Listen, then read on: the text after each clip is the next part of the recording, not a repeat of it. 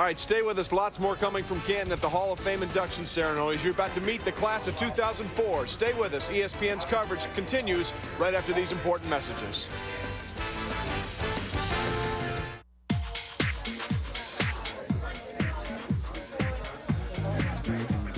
Scent is the strongest sense tied to memory.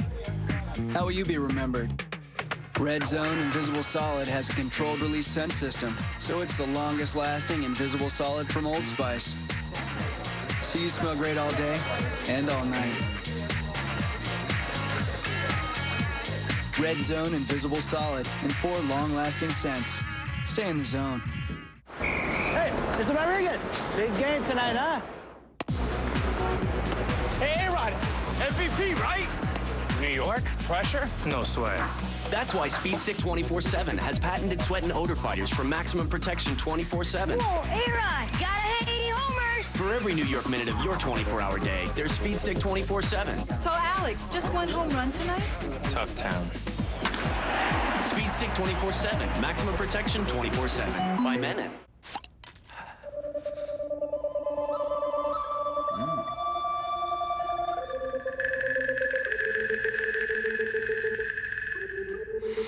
I'm out. I guess I win.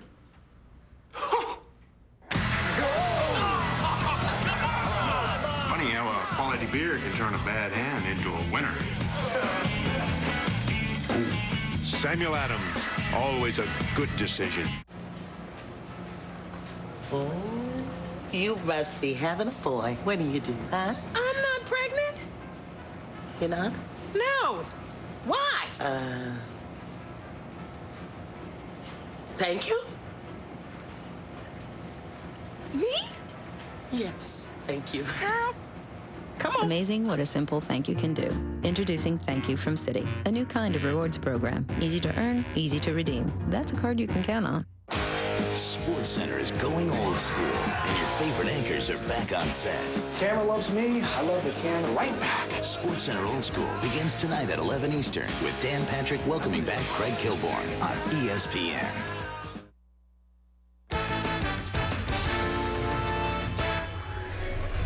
Saturday night at the Hall of Fame dinner, the class of 2004 got their new wardrobe. Big Bob Brown looks good in gold at the enshrinement dinner. Carl Eller eschewing the purple, maybe for the first time ever, to wear his gold Hall of Fame jacket. John Elway, great in orange. He looks pretty good in gold and yellow, too. And then Barry Sanders also getting his jacket, signifying he is now in the Professional Football Hall of Fame. Welcome back to ESPN's coverage. Trey Wingo here with Tom Jackson. Tom, last night you really got a sense they got what was going on there. Yeah, you know, it's a long weekend, but I think the first time they really feel like Hall of Famers is when they get those jackets. That's the first moment that you know, look, this is the club jacket, I have one. They are in, and it's time for you to meet up close and personal the class of 2004. Let's send it back to the Master of Ceremonies. Who else? Chris Berman. All right, Trey Wingo, Tommy Jackson, thank you very much. Well, it is a beautiful day, and I would say it's a beautiful time to meet our class of 2004, don't you think? It's the first time ever that we've had every enshrinee be #1 draft picks. Pretty impressive. So we knew early, and they knew before we knew. Let's start with 2 gentlemen who entered the NFL together back in 1964. This man was an offensive tackle that doled out punishment as if he were a defensive end. He wore his opponents down, so by the 4th quarter, they virtually cried, "No mas." The #1 pick of the Philadelphia Eagles, he played there for 5 years, played 2 with the Los Angeles Rams, and 3 with the Oakland Raiders before retiring in 1973. He was the original Boomer, Bob Brown.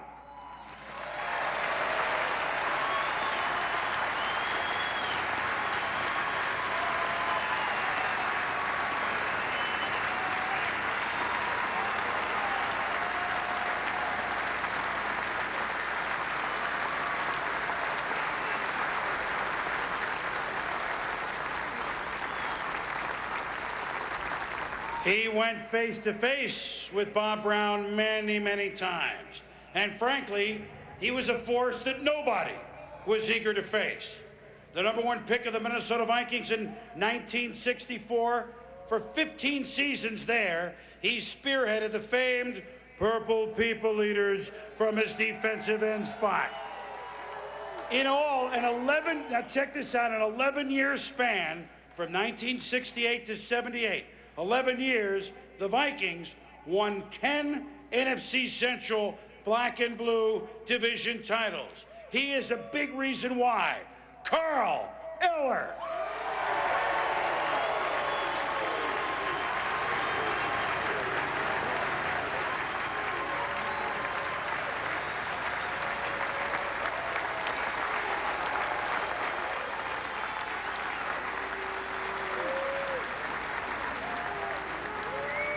This Detroit Lion was lightning in a bottle. Oh, does that give you a hint? That gives you a hint, huh? He was lightning in a bottle, except that you could never bottle him up. He made an art form out of the 1-yard gain. Wait a minute. He made an art form out of the 2-yard loss. What do you think he did when he ran for 50 yards for a touchdown? He had 15 of those. One of the very few to ever rush for 2,000 yards in a season. He ran, all told, 15,269 yards, third all time. From Heisman through Detroit to Canton. Number 20, Barry Sanders.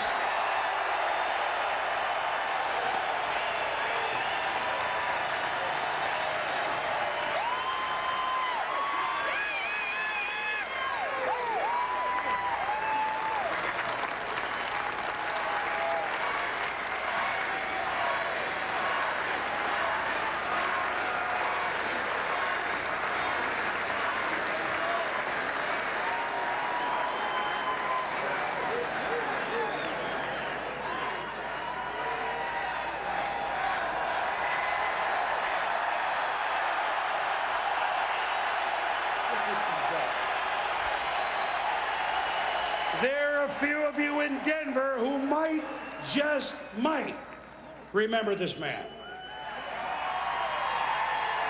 After all, number 7 played in more games than anybody else in Broncos history. And my, how did he play them, huh? He threw for 51,475 yards. Now, if you want to take out your abacus, you'll find out he threw for 30 miles. 30 miles. 300 touchdown passes. 300. 12 times he threw for 3,000 yards. A record 47 times. He led game-winning or game-tying drives in the fourth quarter.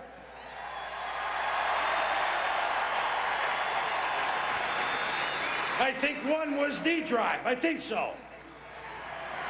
Oh, Cleveland, that's old news. He's one of you now.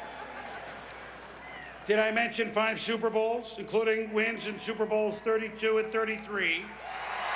His final game, the first Bronco enshrined here in the Hall of Fame, your quarterback, John Elway.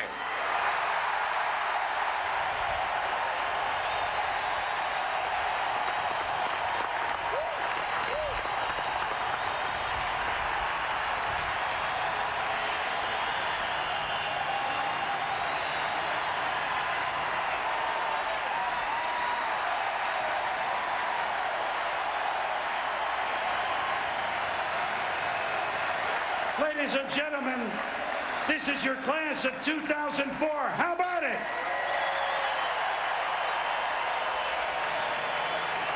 We'll be back in a moment. We're just revving up. A love fest like we have rarely seen here in Canton, Ohio. When we come back, much more on Barry Sanders and Carl Eller, the class of 2004. This place is ready to rock, and we will rock it with you. Come back with us on the Hall of Fame induction ceremonies.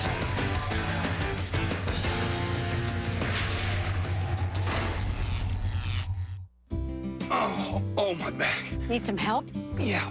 Try my Bayer Back and Body. Thanks, hon. It's Bayer aspirin plus a special pain relief booster. It works right where it hurts. Bayer Back and Body. Get moving again. Pain-free. And for you, sir? The usual. Come on, try something different. Try Olive Garden's shrimp and crab ravioli with creamy seafood sauce. Or new 3-meat ravioli starting at $9.95. I think I've got a new usual. Get the ESPN Game Plan College Football Pay-Per-View Package featuring more than 150 extra games this season. To order, call your local cable company, DirecTV, or Dish Network. Join us all summer long for ESPN 25. This week on Who's Number One, we're counting down the biggest chokes. Norwood for the Bills in Super Bowl 25. When the Niners beat the Giants in the playoffs, fourth quarter collapse of the Houston Oilers in the AFC Championship game. Well, when you're talking choke, you have to talk Boston Red Sox. Bill Buckner. In between the legs. Buckner.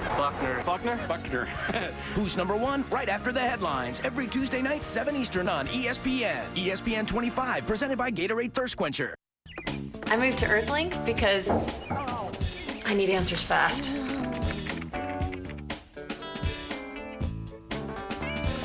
Hurry, I think it's gonna fall off. I moved to Earthlink because I need to stay ahead of things around here.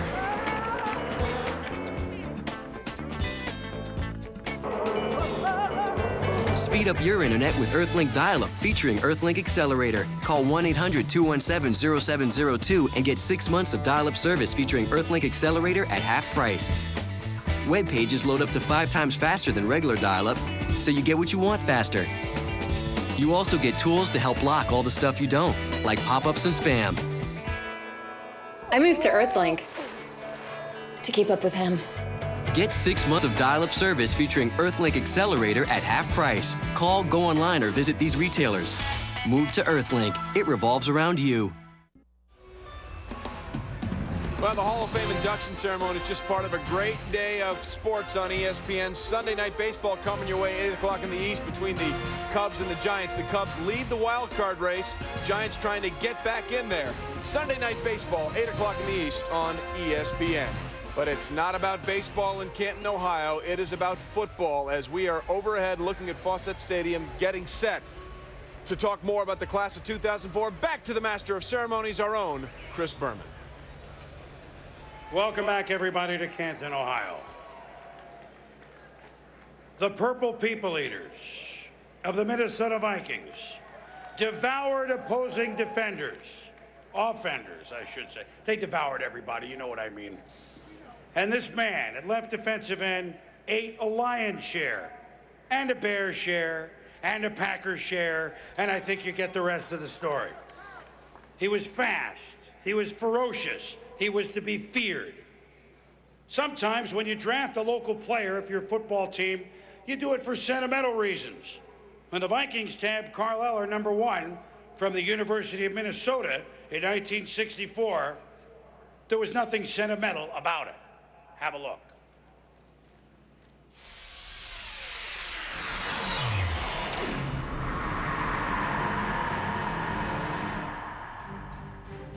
For 15 of his 16 NFL seasons, Carl Eller was a fixture at defensive end for the Minnesota Vikings' feared defensive line, known as the Purple People Eaters.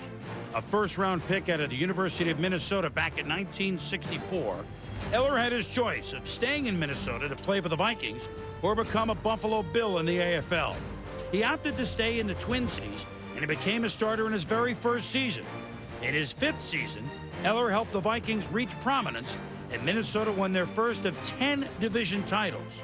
In 1969, the Vikings won the NFL championship, and Eller went on to start at defensive end in 4 Super Bowls. A dominating run stopper, he was a devastating pass rusher. In Minnesota, Eller racked up 130 sacks and remains the Vikings' all-time sack leader. He recovered 23 fumbles in his career. Number 81 was named All-Pro every season from 1967 through 73 and selected to 6 Pro Bowls. Eller finished his career with the Seahawks, and today he's a member of the class of 2004.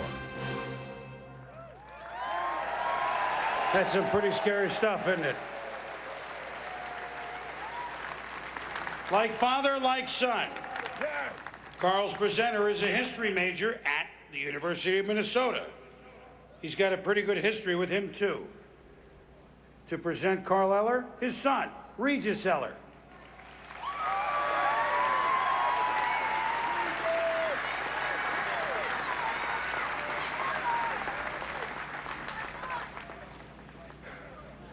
I cannot count the times growing up when I've been introduced to someone and the first thing they say is, "Oh, you're Carl Eller's son." I would always respond, "Yes, but my name is Regis."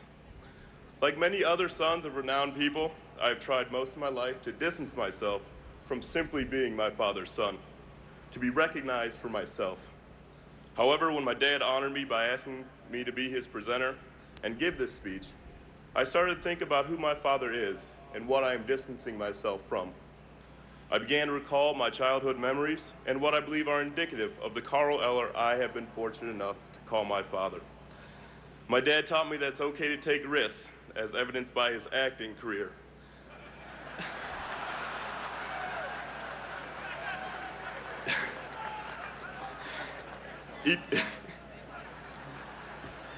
He took risks whether it was on the field or on screen, but no one can say he lived his life sitting on his hands. His filmography includes such films as Busting, Taggart, and The Black Six. You haven't seen them? Me neither. They weren't exactly general release films. One of the funniest things is the parts he tried out for but did not get in such films as Throw Yo Mama from the Train. You know Meet Joe Black? It was originally Meet Black Joe, starring Carl Eller. And of course, The Black English Patient. All great films, of course, but the credits and roles always listed him as Big Black Man. Obviously, they were roles that really tested him as an actor.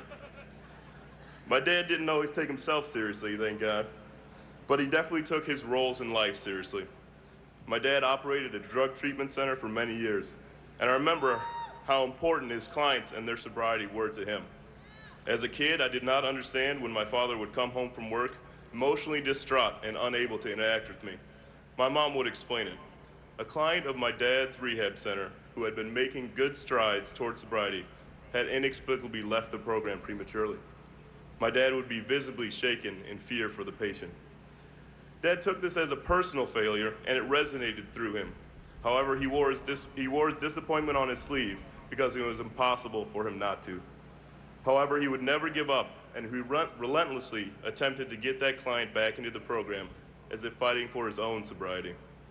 These instances prove to me that my dad does not live his life for himself, but rather an entire community revels in his accomplishments, just as a whole community shares in his defeats. His work and care for people within his community is undoubtedly one of his life's works. As you will hear in a minute, I can proudly say my dad always tried to use his fame to effect meaningful change. In my dad's early years with the Vikings, he purchased a home in North Minneapolis when most of his teammates were leaving the inner city for the suburbs. He elected to live in an underprivileged black neighborhood and still lives there today. My dad always told me, "Son, you have to give back." And if you talk to people in North Minneapolis today, you will unquestionably hear a story about how Carl Eller has helped them or someone they know, and what it means to have Carl Eller as a part of their community. As caring as he was with the people he tried to help, he was even more so with his children. I remember Dad surprised me with tickets to the Twins game.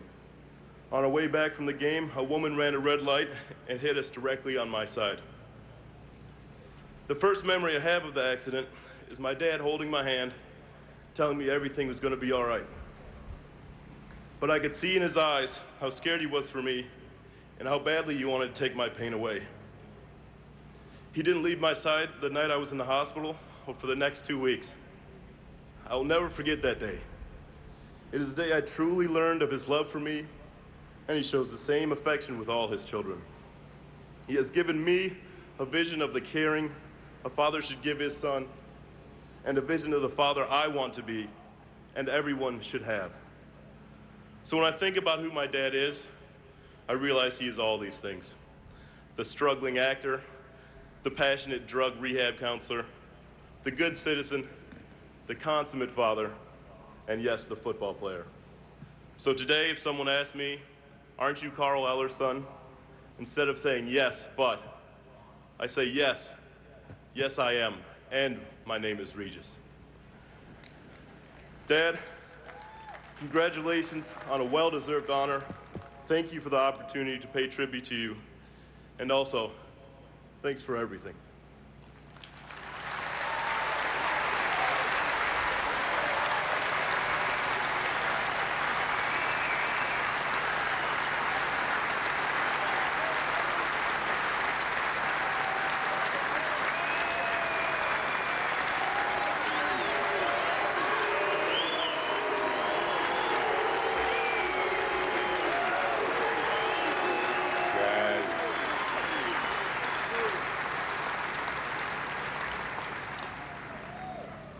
They keep saying it's going to get better, but Regis, you can't get any better than that. Thank you, son.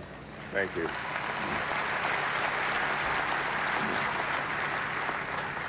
Today I'm going to talk about being a winner. But before I start, I'd like to say a little prayer.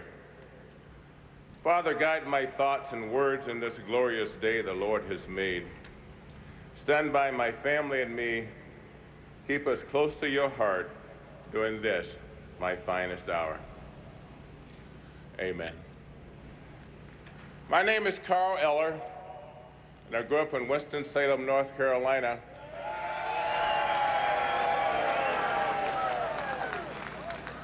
You know, I'm proud to say I grew up with really super parents, great parents. They were decent, honest working, hard-working family. But we were poor, and we worked for everything we got. I'm very, very proud to be part of that family. But growing up in Winston-Salem, you know, it's kind of a town where I think, like many towns, you know, the neighborhood I grew up in, you know, there weren't a lot of people running around talking about, I'm going to be a professional football player, or they didn't really have a lot of dreams. You know, mostly it was going from day to day, and people were trying their best to earn a living, and there weren't a lot of dreams.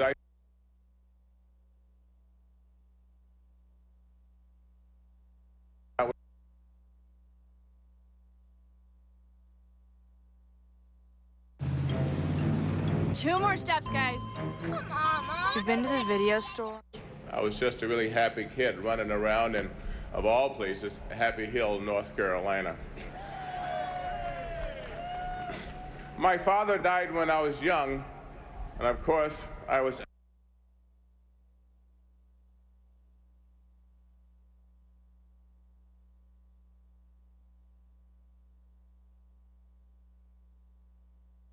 one of the earliest things that happened since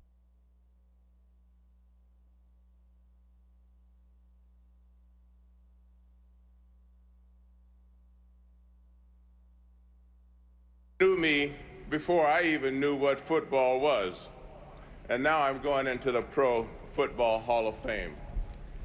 You know, I said in the beginning that I didn't really have any goals, or I really didn't have any dreams.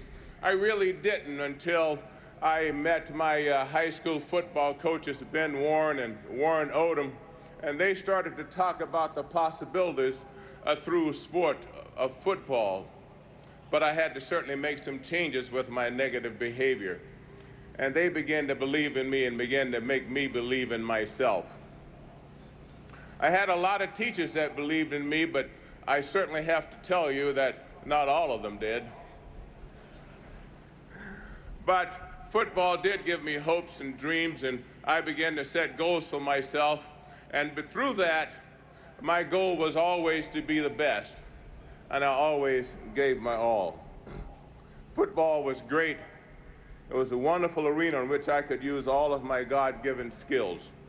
It was a perfect match. Football began to pay off early, gave me a scholarship to college, and it continued to pay off as I began to earn a wonderful living and raise a family, doing what I loved. Now I look and I ask, to what do I owe this honor? To what do I owe this great hour?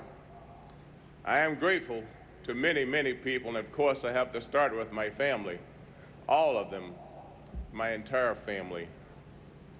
But I want to also thank people like Maury Warmath, who recruited me to the University of Minnesota, and the University of Minnesota itself, a great, great institution.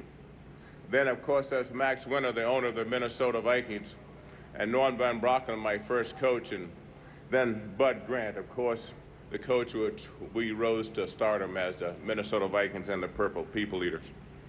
And, of course, the National Football League. What a great arena, what a great opportunity to be part of the National Football League. But my question is, what can I do with this great honor? I could say, I earned it, I waited all these years, I can do with it what I want. But that would be a sad and a big mistake. It's because is that the gentlemen sitting behind me are role models, and I've gotten to know them as role models, and they're great. They're an excellent group of men, and I'm very, very proud to join them on this day. I believe that all professional athletes and college athletes are role models, or at least they should be.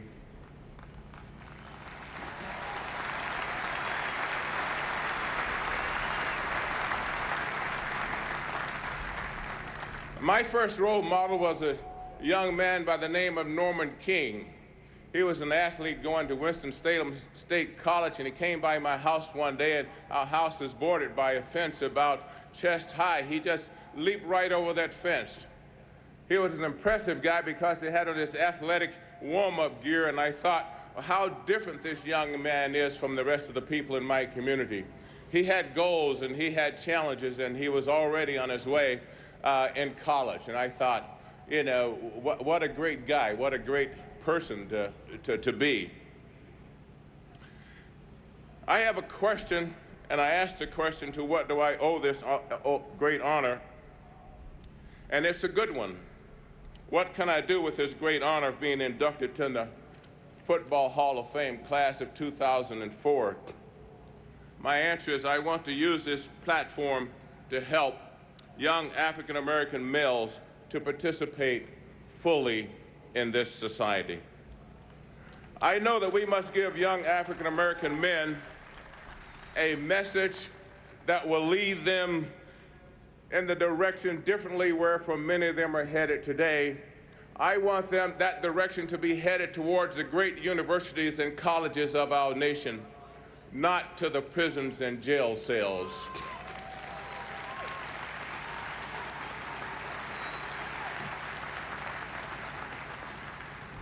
African-American young men as well as young women must know that they are part of the establishment and not separate from it, that they are part of this great America.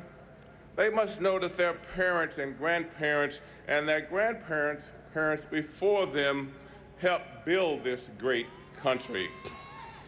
And parents, yes, we do have a great challenge before us, maybe the greatest in history. And that is we must teach our kids the value and importance of education. Teach them to be members of this society, to participate fully and have a respect for country, laws, and customs. Show them that if we want this country to do the right thing, that we must do the right thing. And to teach our children to be actively involved in everything that's going on in this country. Barack Obama is a fine young man and a great example, but he is not unique. Contrary to what we see in our media-controlled establishment, we're in a media-dominated society which has focused on the negative in the African-American communities and other communities of color. There are hundreds, if not thousands, Barack Obamas out there. We must educate our children. That's the paramount challenge. Like Bill Cosby says, we must give our children books, but first we must know what books to give them. Books to help them understand our economy, books on technological and scientific and biological advances being made every day, books on relationships, not just with each other, but on our foreign neighbors, and certainly books on how to participate in our political system. I promise young men and women, and I specifically say again to African American males, because it seems that our country has turned its back on you, and it seems that some areas have even given up hope. I am here today to say I haven't given up on you, and you need to know, because I know that you have the talent, you have the intelligence, and now you have the opportunity to make right of this great occasion, and I'm calling on you now to do the right thing. Don't let all of the hard work of your forefathers have done to make this a great country go to waste. Young men of African American descent, hear me now. It breaks my heart, and it breaks all of our hearts. This is not the future your forefathers have built for you. This is not the future that we fought for in the 50s and 60s and 70s. What breaks our heart is to see you involved in gangs and selling drugs and killing each other. That breaks our hearts. We put our lives on the line so that you can enjoy the freedoms that we enjoy today. We put our lives on the line yesterday so that there could be a Barack Obama today, and there could be a Carl Eller today, and there could be other Hall of Famers sitting before you today. So now I stand here and say to you, if the future of America is to be strong, you must be strong. You must hear the cries of our forefathers and pick up the fight that has helped to make this country great and help make it what it is today. Know that you're loved and respected, and we have high hopes for you, maybe higher than what you imagine. But if this country is to be a winner, you are to be a winner. To be a winner takes two things, and I think those two things are courage and commitment. It takes courage to be a winner. If you have courage, you can overcome, you can conquer fear, and you can conquer despair. And you must be committed to your goals and to your cause. And commitment means being bound to a course of action, spiritually, emotionally, and intellectually. These two things separate the winners from the losers. And you must be a winner, not losers. And you can tell the winners from the losers. Here's how you can tell the winners from the losers. The winner is always part of the answer. The loser is always part of the problem. The winner always has a program. The loser always has an excuse. The winner says, "Let me do it for you," and the loser says, "It's not my job." The winner sees an answer for every problem, and the loser sees a problem in every answer. The winner sees a green near every sand trap. The loser sees 2 or 3 sand traps near every green. The winner says, "It may be difficult, but it is possible." And the loser says, "It may be possible, but it's too difficult." Ladies and gentlemen, young men, young ladies, especially the young men that I'm talking to, be the winners. Be the winners. God bless you. Thank you very much. Thank you.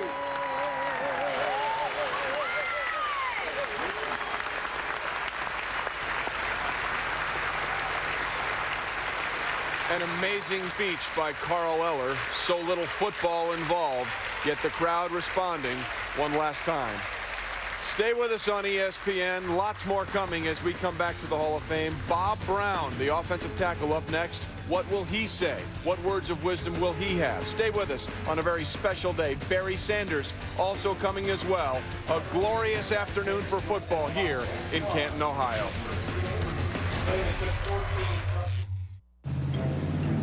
Two more steps, guys. Come on, Mom. We've been to the video store and the dry cleaners.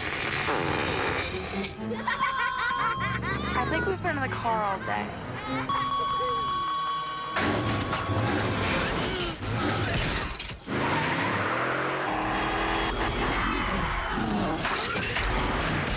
Hardworking engines need a hardworking oil. Pennzoil SUV, truck, and minivan motor oil. Not just oil, Pennzoil.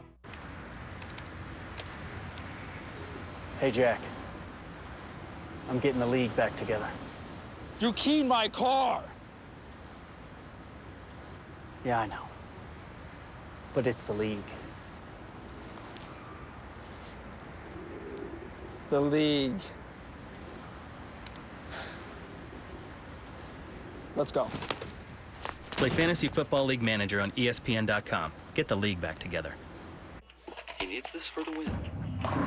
He got it. Fantastic. We'll be right back after these important messages. Have you got a passion for sports? Then you're going to love this special offer from Sports Illustrated. The Sports Authority fans rely on for exclusive insights and insider information you won't find anywhere else. Now you can take home 1 full year of SI and save over 50% off the cover price. That's 56 issues for the knockout price of only $159 per issue. Call or order online now. And for a limited time, are you ready for this? Sports Illustrated will give you a free DVD player. How cool is that? Order SI for over 50% off and you get a free SI DVD player, but you must call now. And when you call, SI will give you a free DVD of your choice. Choose either Bull Durham or Remember the Titans. SI at over 50% off the cover price. A free DVD player plus a free DVD. So what are you waiting for? Pick up the phone and call.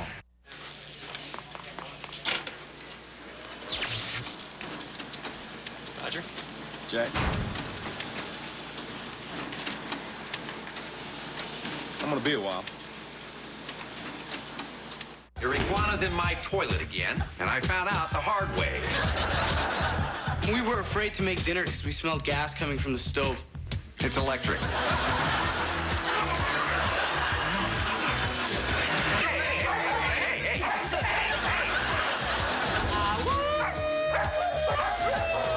Good job, boy. Go lick yourself. You've earned it. Complete Savages, part of an all-new season of TGIF. Fridays this fall on ABC.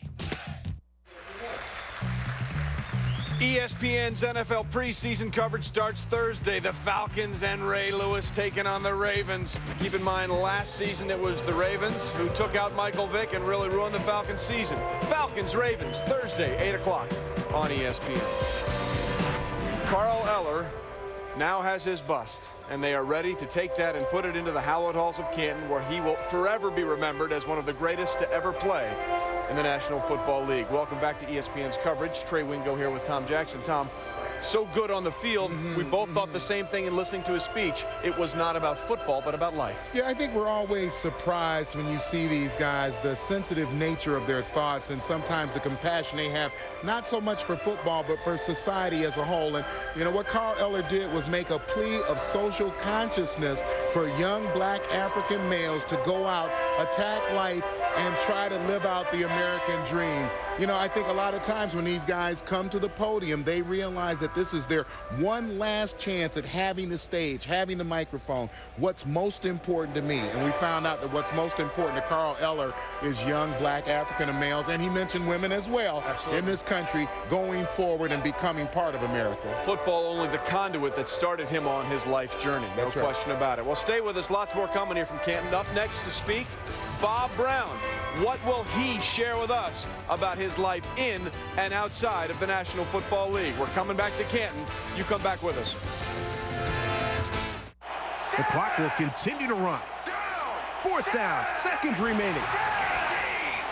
They're going to need to call a TO. Yo, this is T.O.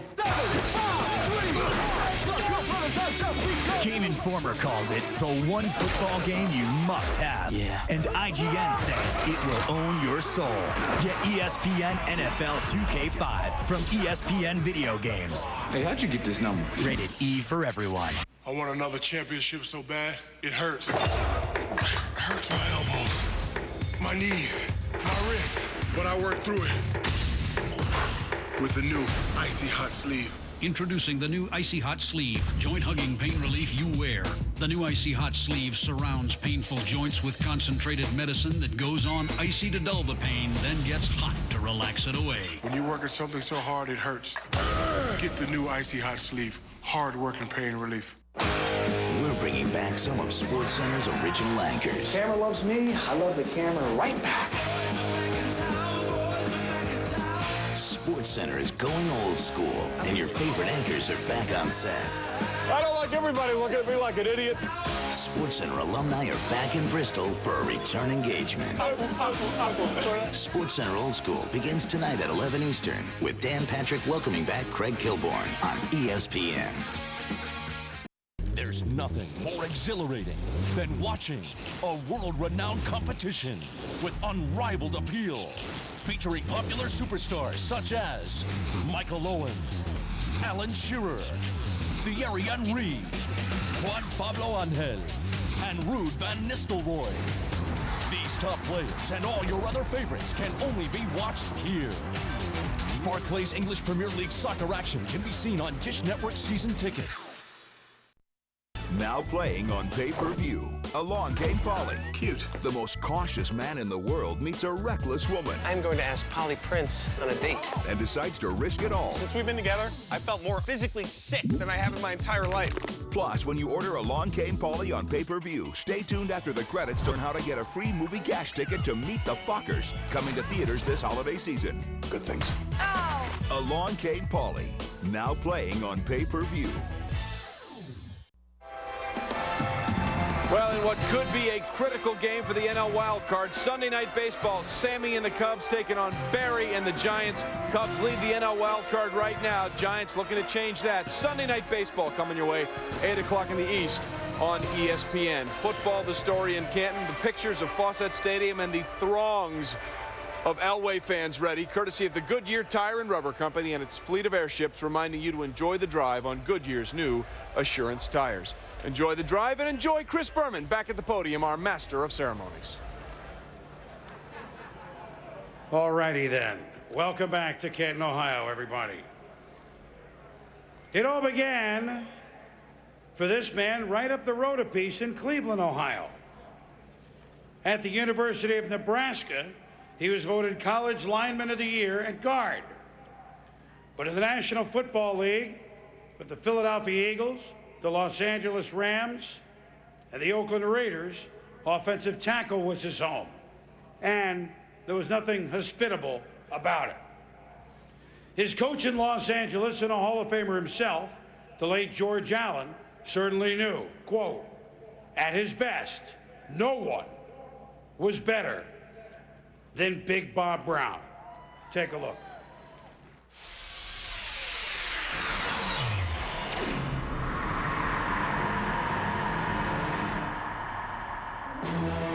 Punishing and unforgiving to opposing defenses, what Bob the Boomer Brown lacked in finesse, he more than made up for with quickness, strength, and sheer desire. Drafted in the first round in 1964 by the Philadelphia Eagles and the Denver Broncos of the AFL, Brown chose to see a brotherly love, where he played the first 5 of his 10 NFL seasons. The 6'4", 280-pound tackle used his size and strength to wear down pass rushers.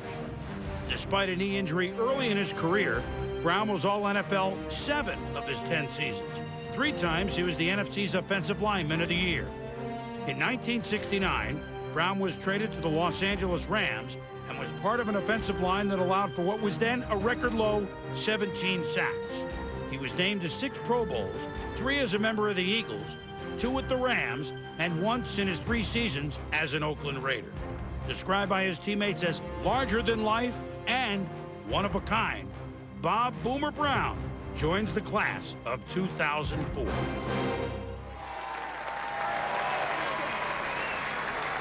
The Boomer indeed.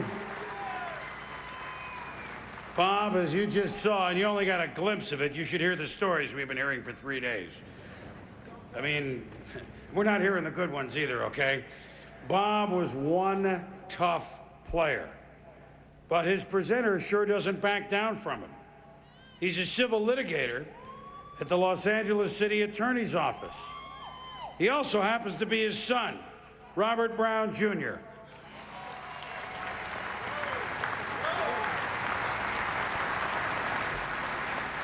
Thank you all very much.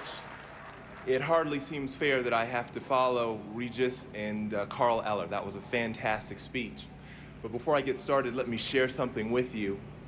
I'm going to state the obvious. I'm standing here in Canton, Ohio, with all of you beautiful people about to honor the man that I love more than I love myself for achieving the pinnacle of his profession. Does it get any better than this?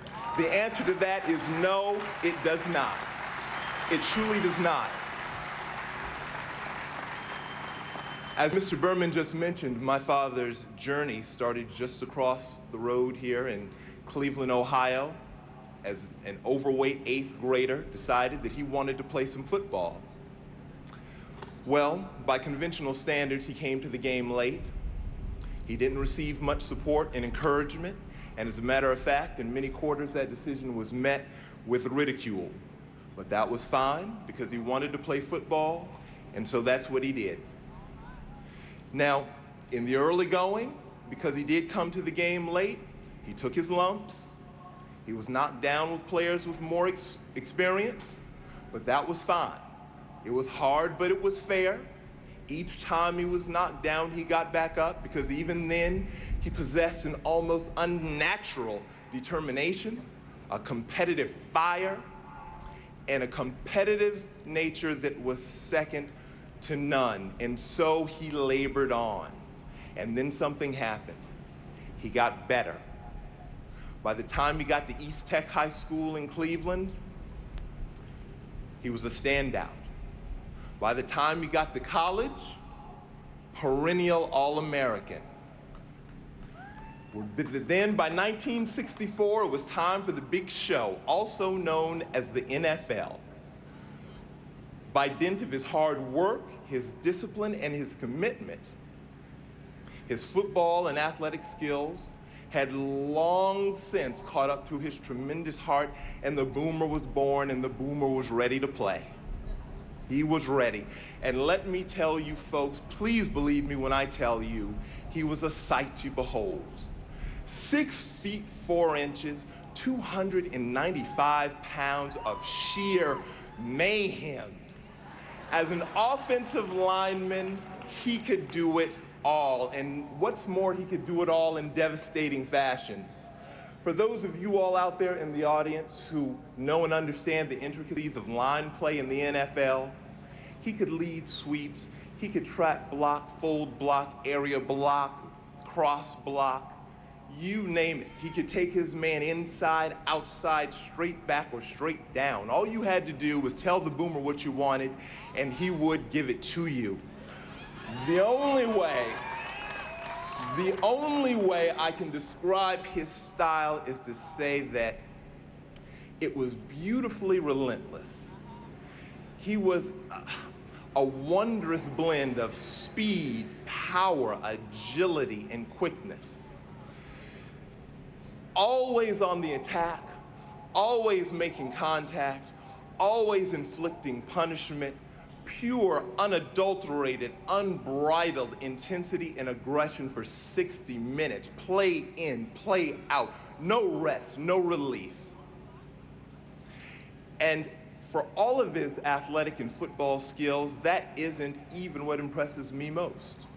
What impresses me most about the Boomer is his heart, his mental toughness, his tenacity, his supreme self-confidence, and a work ethic second to none. Because you see, the Boomer knew a few things. He knew that the will must be stronger than the body. He knew that confidence is the product of preparation. He knew that there can be no greatness without sacrifice, and that there can be no victory without pain. So pain, while, if not his friend, was certainly his constant companion, and he turned that to his advantage.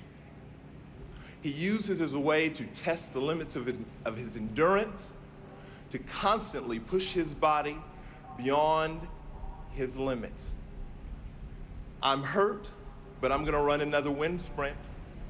I'm hurt, but put more weight on the bar because I'm gonna put it up. I'm hurt, I'm gonna put my hand in the dirt and I'm gonna take that snap. The bottom line is this: in the attrition that is line play in the NFL, he was determined to be the last man standing. He went at his opponents like his life depended on it, and knowing him as I do, maybe it did. But he was determined to be the last man standing, and for 10 years he was. And in a game, a tough game, with tough men, none came any tougher than Bob Boomer Brown. Now, my father's career has taught me many life lessons, and I've learned many lessons also through my relationship with him. And so, as I get set to close my speech, I just want to let you all know that I'm here. I honor him as a great athlete, yes. But I also honor him as a father and a man. Dad, I would thank you for everything that you've done for me. I realize that everything that you've done in order to better yourself, you've done for me. You ran those wind sprints for me. You pushed those weights up for me. You hit and got hit for me. Everything that I have is directly attributable to you. Daddy, I thank you for teaching me what is important in life. You taught me that the talent or size of the opposition doesn't matter. Game conditions don't matter. My own pain or fatigue doesn't matter. The accolades and the roar of the crowd, though nice, don't matter. The only things that matter are the pursuit of excellence and pride of performance on a consistent basis.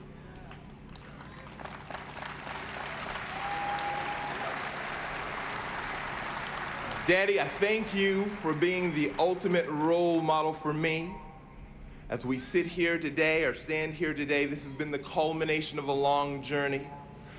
I've obviously not been with you for all of it, but I've seen the sweat, the toil, and the pain that you've endured as you made that journey, and never once did you waver, never once did you stumble, never once did you compromise your principles, and as a matter of fact, you overwhelmed every challenge and obstacle that was put before you.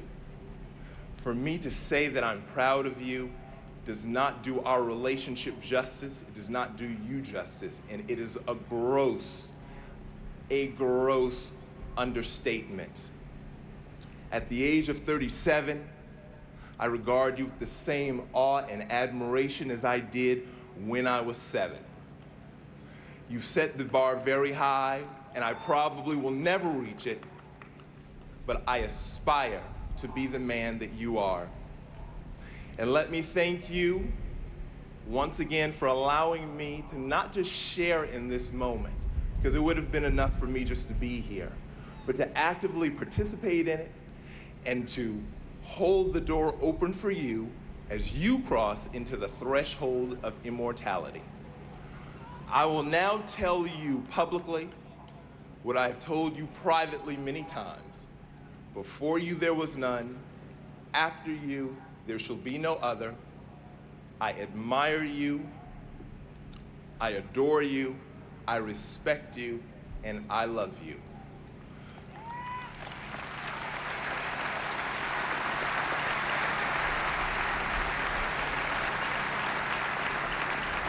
As I prepare to close, I would also like to thank the city of Canton.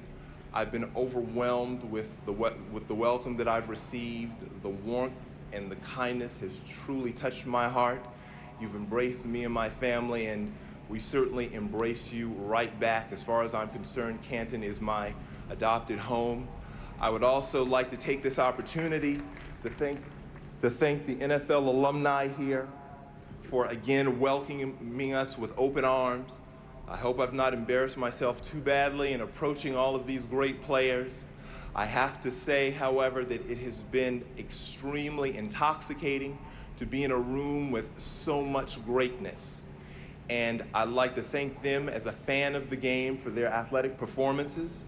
And I would also like to thank them for their approachability and for their graciousness.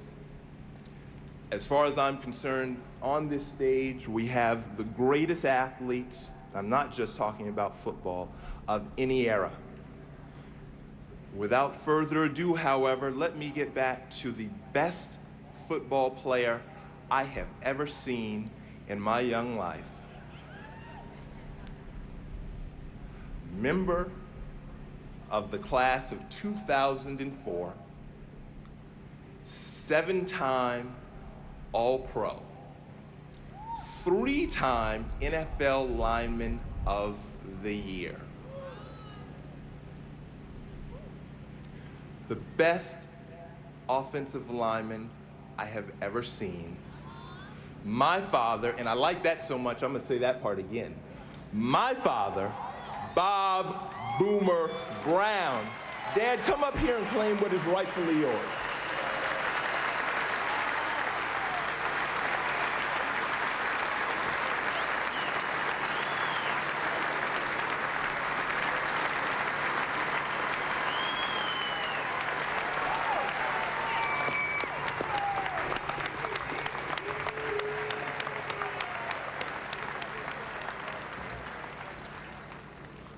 My son, and I love him. I'd like to say thank you, City of Canton, and the people here for showing such great hospitality since I've been here. I'd like to thank the over 3,000 plus behind-the-scene volunteers who have made this the crown jewel of my sports experience. I'd like to thank my family, whose support was absolutely necessary for me to reach this most magnificent moment in time. I'd like to thank my mom and dad for the great gene pool that they provided, and the unwavering verbal, moral, and spiritual support that was always there and so freely and lovingly given. My football career started in a very inconspicuous way. I started as an 8th grader as a student at Empire Junior High School in Cleveland. There was really nothing special about my play, but that was the beginning of my love affair with the game. From there, it was off to East Tech High School, a school that was primarily known for track and its basketball prowess, where I was not a star. At best, maybe I was slightly better than an average player. My son, who loves me, exaggerates. As a senior, I was noticed by Warren Schmagel, who was the freshman coach at the University of Nebraska. I was offered and accepted an athletic scholarship, and this exposed me to an academic and athletic college program that I think was the best in the country, along with the special caveat to play for, in my opinion, the greatest teacher, football college coach ever, Bob Devaney.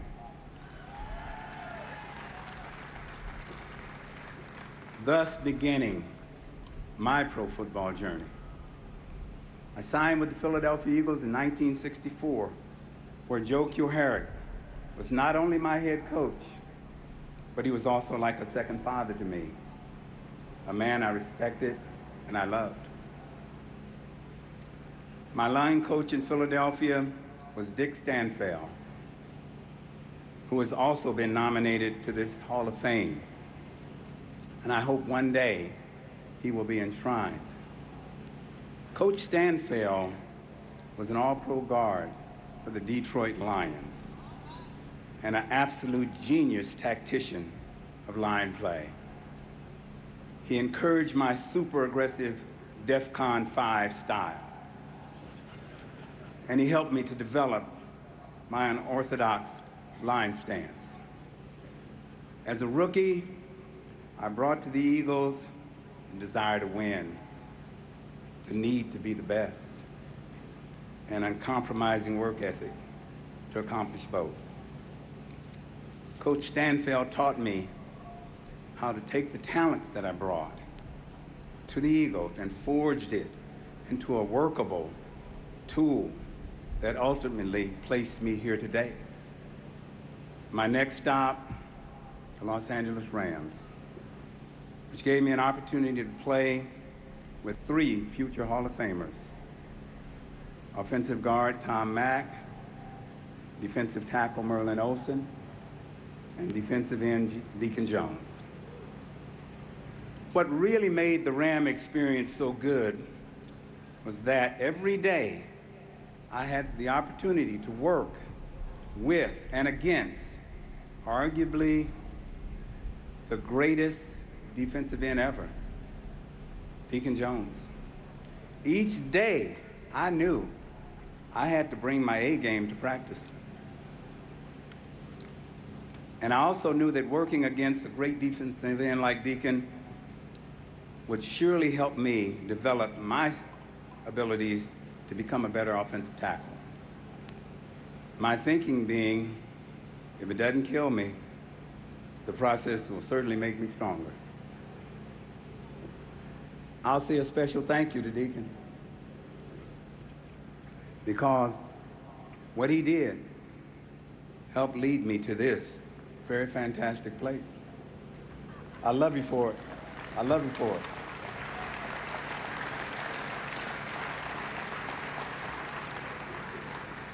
But D, did you have to be so rough? My final stop was the Oakland Raiders. I'd like to thank Mr. Al Davis for trading for me and giving me an opportunity to play with the greatest, wildest, most talented group of mixed nuts ever assembled anywhere. The football gods were kind to afford me that opportunity. Every player who has played in the National Football League should have had an opportunity to play for the '70s Raiders and Coach John Madden, a coach who is long overdue to be enshrined in this great Hall of Fame.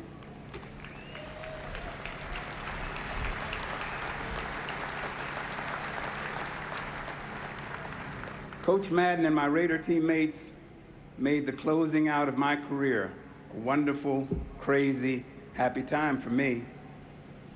I'm proud and privileged to be able to have my name mentioned along with 4 great Raider Hall of Fame offensive linemen, Art Shell, Gene Upshaw, Jim Otto, and Ron Mix. Better has not been born yet.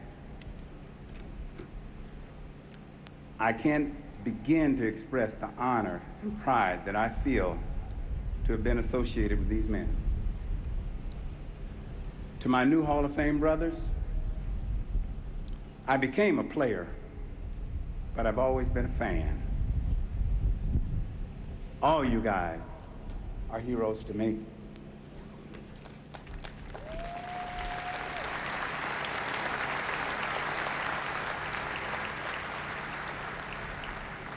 I am thrilled and eager to embrace you, my band of brothers. I'd like to close by saying I'd like to plead to the Hall of Fame Selection Committee to please remember 3 deserving greats: Coach John Madden,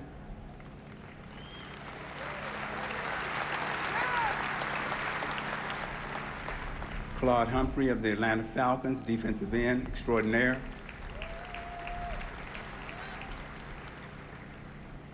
and L.C. Greenwood, one of the best of the best. Thank you.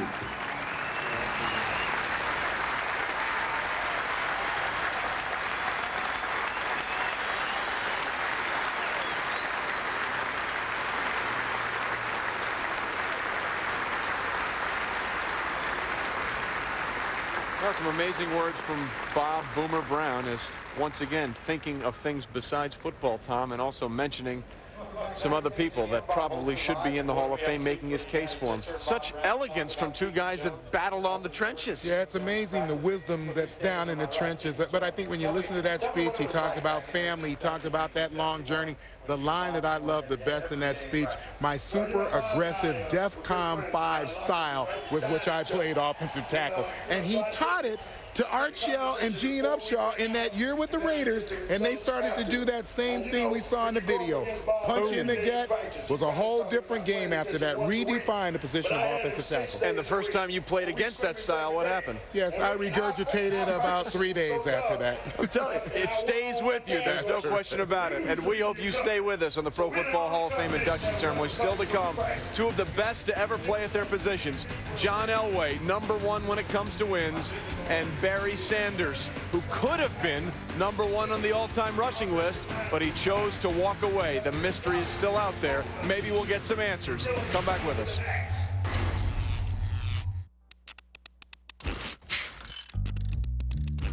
At West Marine, we've got everything you need to get your boat humming.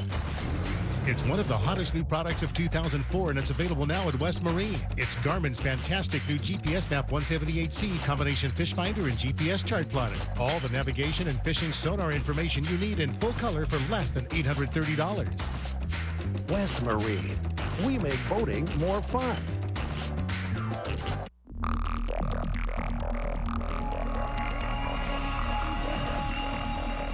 In the future, everyone's glasses will automatically adjust to changing light and block out harmful UV rays that can damage the eyes. But for those with transitions lenses, the future is already here. Ask your eye care professional, because the danger is real now, and so is the protection. Transitions. Approved by the American Optometric Association.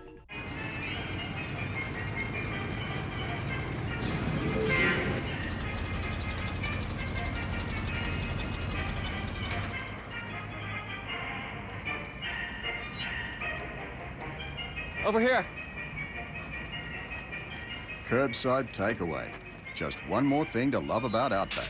Just call up, pull up, and we'll bring it right to your car so you can enjoy the great taste of Outback anywhere. Outback Steakhouse. No rules, just right. I have told a ridiculous lie. To back up a friend's ridiculous lie. I've just ordered a Coors Light for everyone in this bar. Put it on my buddy's tab. I have used my dog to dry my hands. I have no idea what this girl's name is. I have dated a girl for her brains. Big, huge brains. Great achievements deserve a great beer. Unleash the Rocky Mountain cold taste of Coors Light. First, there was the backflip. Then, son of backflip, the back-to-back backflip. Now, one man threatens to unleash the greatest trick in Moto X history live in prime time. The double backflip starring Travis Pastrana. Showtime. X Games 10. Watch live tonight at 7 Eastern and Pacific on ABC.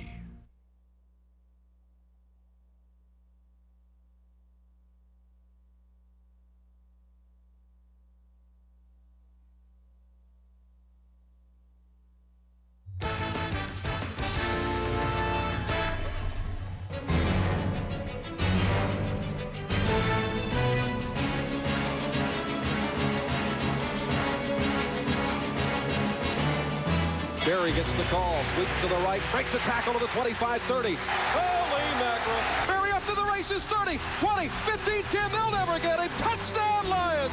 He is putting on a show. Well, I tell you what, if you're better with numbers than you are with visuals, just look at this. Barry Sanders' first 5 seasons, 6,700 yards. His last 5, almost 8,500.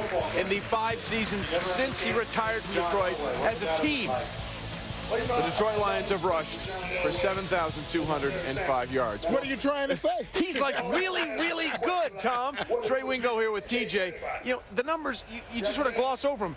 10 seasons, he averaged 1,500 a season. Yeah, he had 10 seasons of 1,000 yards, and then he had 5 of those seasons where he was 1,500 or better, and he came within 10 yards of having a 6th season of 1,500 yards. But it's not about the numbers when you talk about Barry Sanders. I always like to say this. It's about the visual. It's about the movement, the feet, the ability to fake people out, get on the move, and score. And I think those are the things. When you think about Barry Sanders 10 years from now, 15 years from now, we're not going to think about, boy, 15,000 yards. You're going to think about visually, just the way we do Gale Sayers, what we saw. Yeah, the play against the Bears in the open this season, the one against the Cowboys, everything in Barry Sanders, it is an art form when Barry had the ball. All right, stay with us. Much more coming here from Ken. They're waiting for Barry in the Honolulu blue and silver. He's up next on the podium. Hear what he has to say. Stay with us. He took her by the hand, walked her back home, and they took the long way. Someday somebody's gonna ask you a question that you should say yes to. Madden NFL 2005 on Xbox Live. Ready for everyone. Fall in Love August 12th.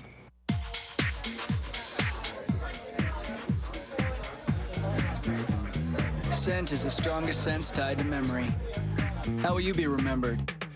Red Zone Invisible Solid has a controlled release scent system, so it's the longest lasting Invisible Solid from Old Spice.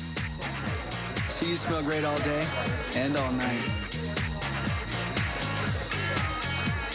Red Zone Invisible Solid in 4 long-lasting scents. Stay in the zone.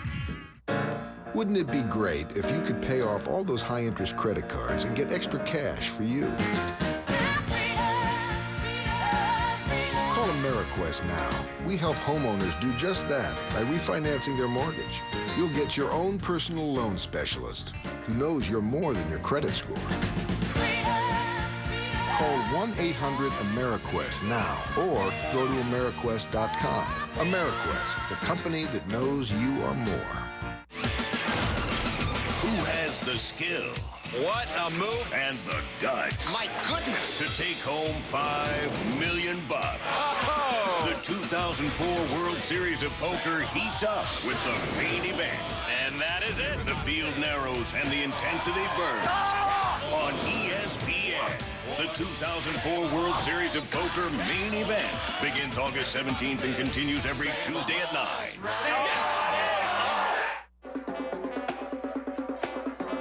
What's up, bro? Welcome to the party. It's the ESPN Game Plan College Football Pay-Per-View Package. Get access to more than 150 extra college football games this season. To order, call your local cable company, DirecTV, or Dish Network. ESPN's NFL game coverage kicks off Thursday. Michael Vick and the Falcons taking on Ray and the Ravens. It was in this game last summer. Vick went down. What happens this Thursday, 8 o'clock, Falcons and Ravens on ESPN.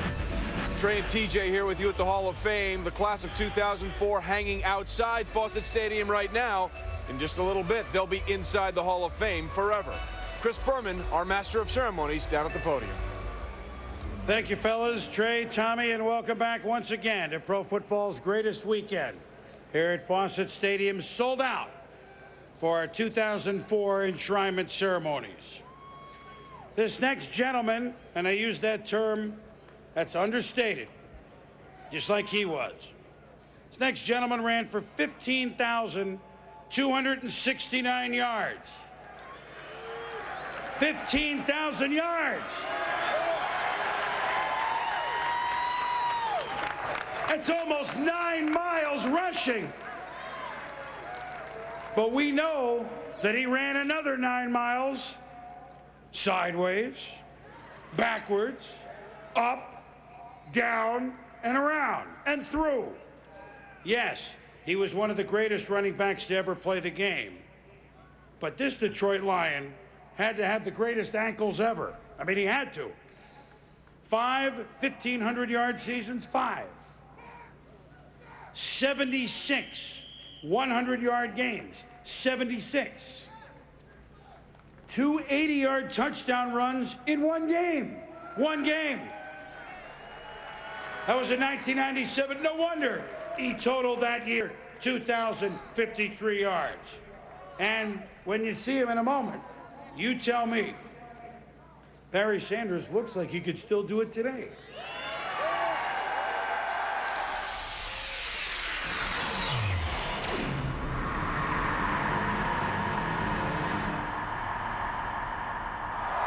There's Barry. Cuts to the right. Puts it back over the middle. Barry up to the races. They'll never get it. Touchdown. See you later.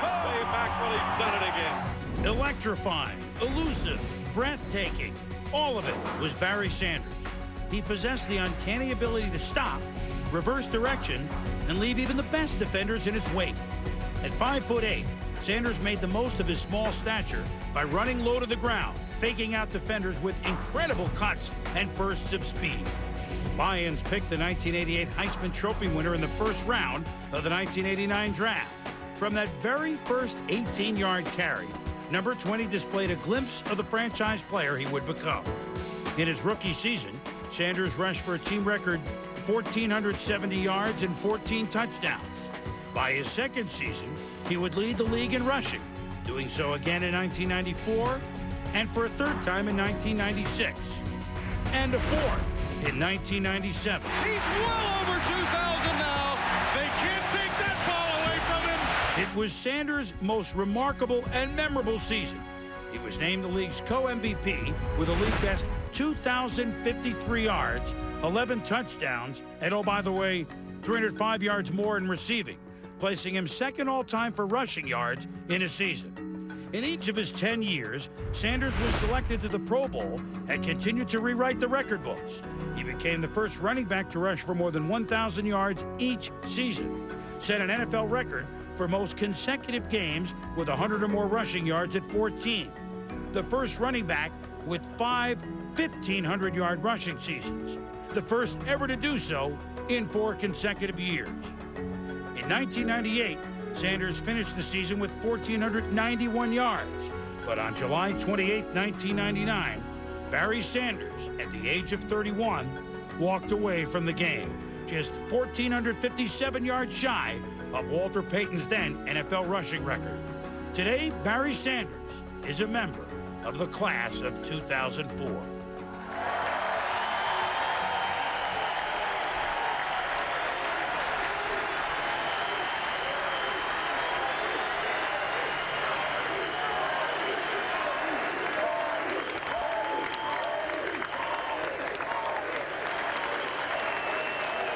The key word in that sentence was class, because we didn't get to that. There are no statistics for that.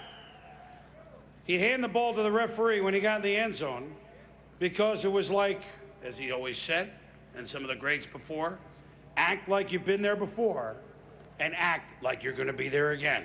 That's exactly what he did.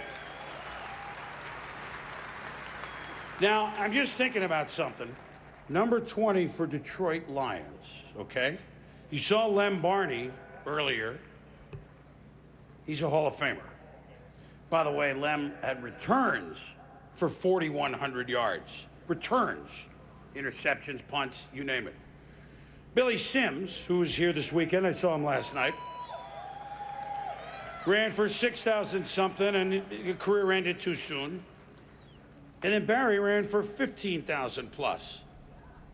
Number 20 on Detroit, 25,000 yards, one number? Oh, man. Barry is one of those players you could tell right away that was going to be special. But there was a gentleman who saw it long before the rest of us. His father, William Sanders.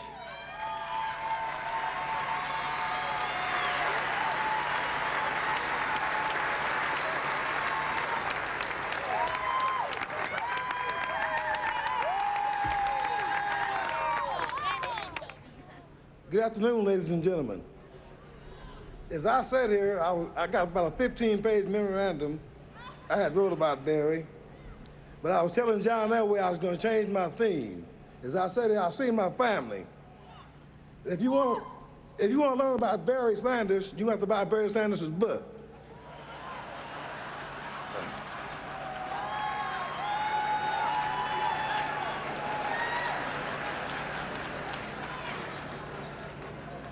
First, I want to say hello to the greatest running back that ever lived, the #1 running back who ever lived.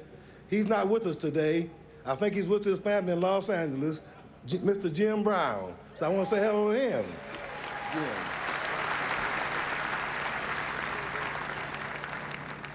And second of all, I want to thank my wonderful wife, my wonderful daughters, my son-in-law. As I look at them, they put tears in my eyes, not Barry, they put tears in my eyes. Because a man cannot want a better family, a better grandkids, better daughters, better son-in-laws. I want to thank God for all of them. Better daughter-in-laws. Thank God for them. Because this is the reason why Barry is here today, because of this supporting cast. Not so much of me, because of all these people here, right over here to my left. And I want to thank God for them.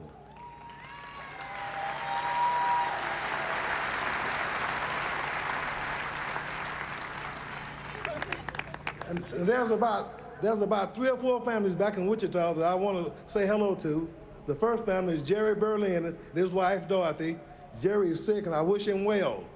And I want to say hello to Bill Cummins and his wife, Carol, Jim Harris and his wife, Claudette. I want to say hello to them. And I got a favorite brother back there who has helped me and Barry throughout my life, my brother, Mal Chester.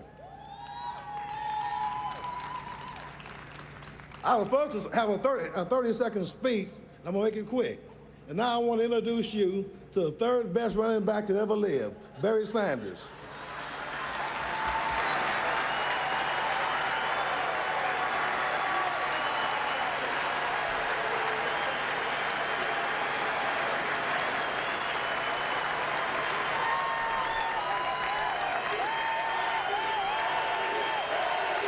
Thank you.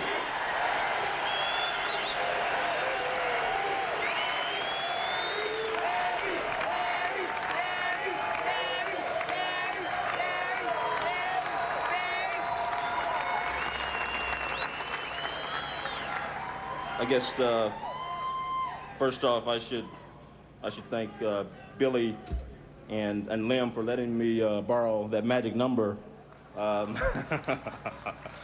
and also apologize. I didn't tell my dad to say that about my book, so let's be clear about that. I had the good fortune of being drafted to a wonderful city where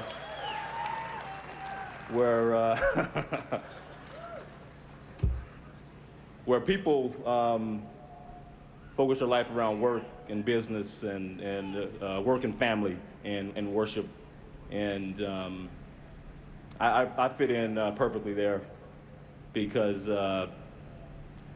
when you get drafted, you don't know where you're going to end up, and I can't think of a better place for me than Detroit. Thank you for coming out here. The fans, I think about my 10 years there, and you don't find better football fans and people that want a winner than in the city of Detroit. And they supported us and came out and encouraged us to do the best we could do, and I appreciate you.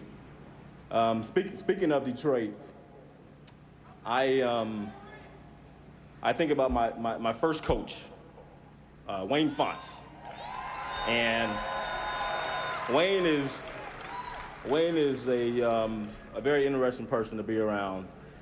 Wayne convinced me that I could become a great player, and almost he reminded me that if I kept on the right track and continued to be successful, that I may be as successful as he was as a player. So, but in all honesty, from the first day, Coach Fonts won my admiration, and he's a big reason why I'm here today. It was great to be around you every day, Coach. I don't know where. Oh, there he is, number 20 jersey, right there. There you go. And love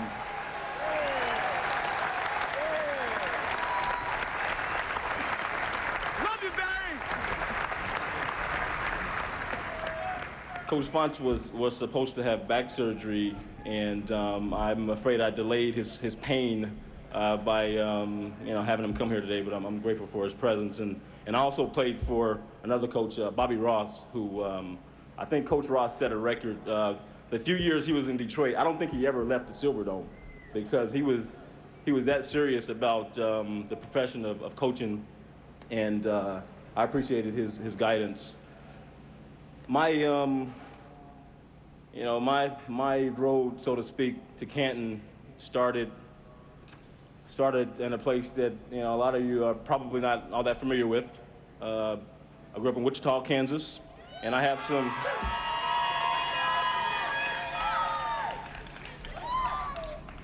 some, as you notice, some supporters from from there, and on the northeast side of town, is where I guess I could say the game first took a hold of me. There was an older group of boys that would go out and to whatever vacant lot or someone's front yard or backyard or wherever we could, and we never had trouble finding a good game of football. And some of those kids you haven't heard of, but I want to mention just a couple of them. Guys that a lot of them I haven't seen in a while, but I haven't forgotten about you. Don Eaton, Tony Hill, Keith and Ken Littleton, Bugs Polite. There's a lot more. These guys would, didn't have trouble getting up a game. And the reason why I could play with those guys, being that they were a few years older, was because my brother Byron was a few years older than me, and Byron and I were inseparable as boys, and so that's why I was able to play with some of the older guys growing up.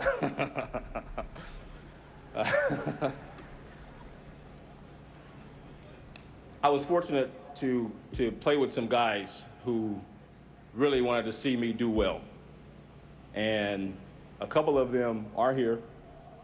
My first year in Detroit, I got to admit, the first 3 or 4 years, I probably didn't buy any groceries because I ate dinner at a couple of my teammates' home, and it seems like I would always conveniently drop by around dinner time. And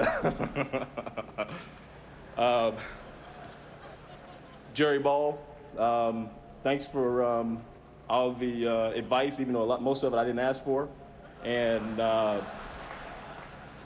and Lomas Brown, who's you could get the best sweet potato pie there than you ever want to taste. So,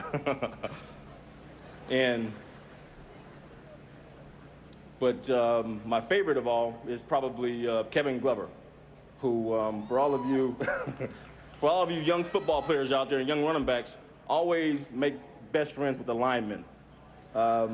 But Kevin is one of a great person, and he truly wanted to see the best in me and motivated me. He was a coach on the field and a guy that everyone in our locker room respected.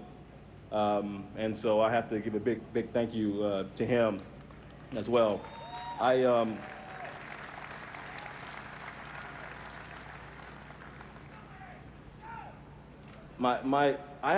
think I have a pretty interesting experience of playing football.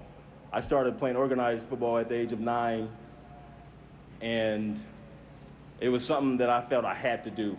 It was once said that man can do what he wants, but he cannot will what he wills.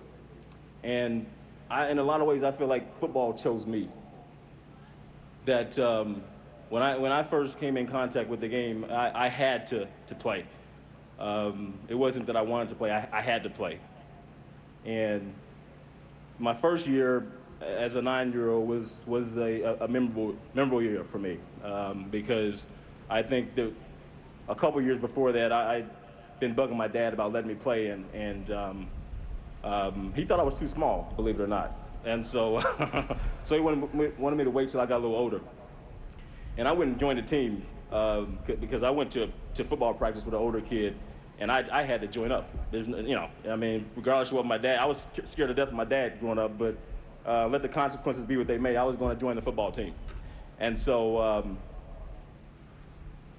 You know, I played on good teams and bad teams, and some teams I played a lot. Other teams, you know, I never got in the game. But I was always glad to be a part of a team and going to practice and just being a part of a special unit, going out every weekend or whatever with the same purpose and goal in mind. And that way, I felt special. As I got to high school, I entered thinking, well, I'm a little undersized, and I wasn't quite sure what position I would play, and I figured maybe by the time I was a senior, I could maybe earn a scholarship as a defensive back or whatever, and fortunately, my senior year in high school, I actually ended up getting a new coach. The previous coach was sort of a local legend of high school football in Wichita, Bob Shepler, but Coach Shepler stepped down after my junior year, and we got a new coach my senior year. And for me, that was really a changing point in a lot of ways in my life and what would eventually happen to me as a football player. The new coach that came in was Coach Dale Burkholder, and I know Wichita is going to give him a big hand, and everyone else. Coach Burkholder, he was a great salesman of the ideas that he wanted to do and the things he wanted to accomplish. And I can remember coming in the first couple of days of the season and getting ready for the season, and Coach Burkholder telling us that if we worked hard and were able to get to a point, we would be able to run 40-40s. And I thought, man, that's a very interesting way to sell sort of a workout. And I realized later on that no matter what we did, we were always going to run the 40-40s. But he presented in a way like he was giving us some sort of gift, wonderful gift. And I don't know if you've ever ran 40-40s, but if you never felt your lungs burn, try doing that. One of the first things he did was pulled me and a couple other guys in the coach's room and sort of asked us where we wanted to be at the end of the season. My school was sort of an average school as far as football is concerned, and we said we want to make it to the state playoffs. It was a unanimous decision among the seniors. Hey, we want to go to the state playoffs, something we hadn't done in many, many years. And by the end of the year, no, I'm sorry. At the third game of the season, I was still playing defensive back, actually. I was playing cornerback and sort of a wing back, second-string wing back. And Coach noticed that, I probably should put this kid at running back, see what he could do.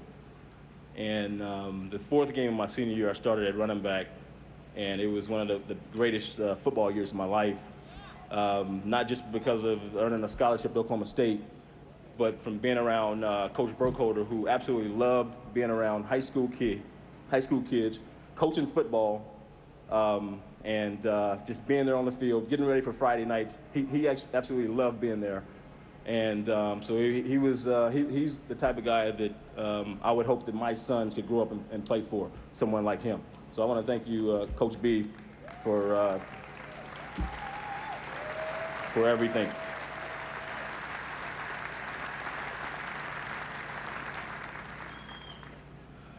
And I've been accused by my dad of being too much like my mom, and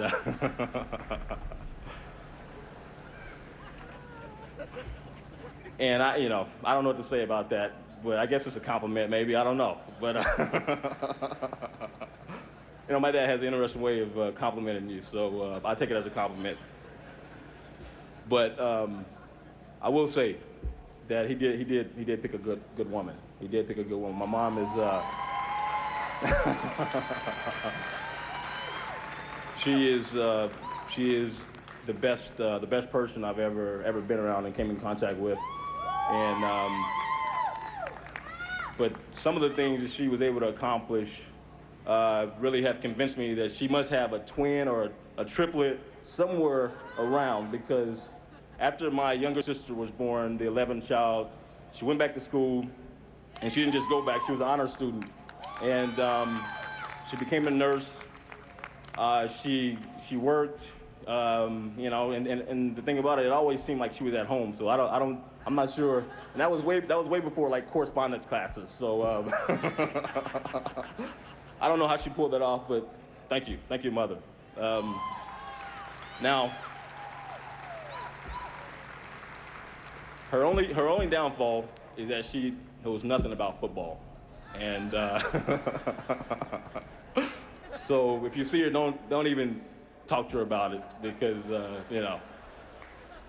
In my home on Sunday mornings, it wasn't an option. You know, you knew that you were going to get out of bed and get ready for church service. And we attempted to make it to Sunday school. You know, we didn't always get there. And I want the current Hall of Famers to know the reason why I was half an hour late getting to the bus this morning is a lot because my mom was always late to church, and I think I developed sort of a pattern. Anyways,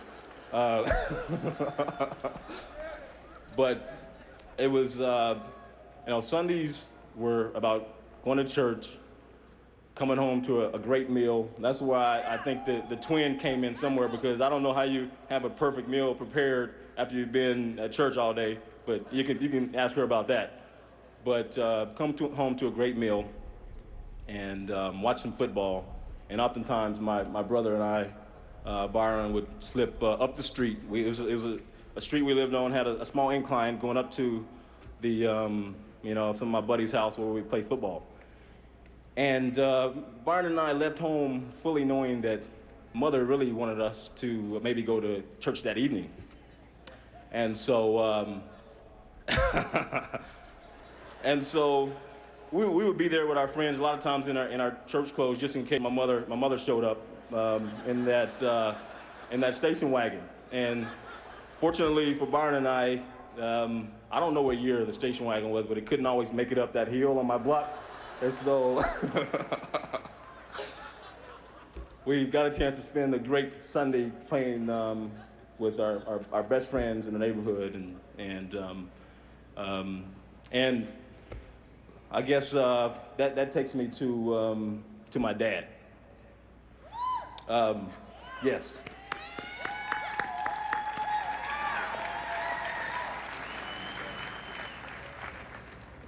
My dad is truly the reason why I am here. He's a lifelong fan of the game, and I can assure you that he's as familiar with the statistics of everyone up here as they are.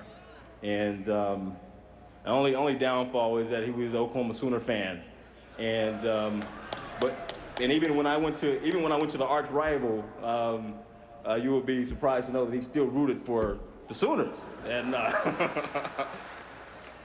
but if you know my dad well enough, you realize that he, not often he changes his mind about stuff, and I forgive him for that.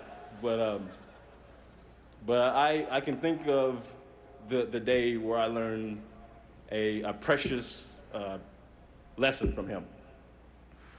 My sophomore year in high school, I was fortunate enough to be on the junior varsity, and I played a little bit of cornerback, and I was sort of the kick return guy. I returned punts and kickoffs, and we were just a little bit outside of our town, Wichita, playing against a team, and it was a very close game.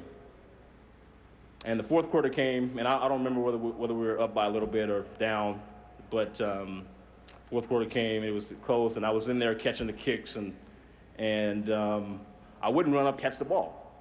I wouldn't run up and catch the punts. And I don't remember whether we won or lost. But after the game on the ride home, my dad asked me, because it was sort of unusual, because he never really said anything about what I should do on the field. He saved his advice for off the field, and trust me, he had plenty of advice for that. But he asked me, Barry, why weren't you catching the punts? And I was like, well, Daddy, it was a close game, and I didn't want to run up and drop the punt and cause us to lose the game. And he said, son, you play the game the way it's supposed to be played. Don't be scared to make mistakes. in life, you're going to make some mistakes. Even if you wanted to stay in bed all day and avoid the whole world, that's not the answer. And especially in the game of football, you are going to make some mistakes. Go out, play the way you're capable of. The coach has you in there for a reason.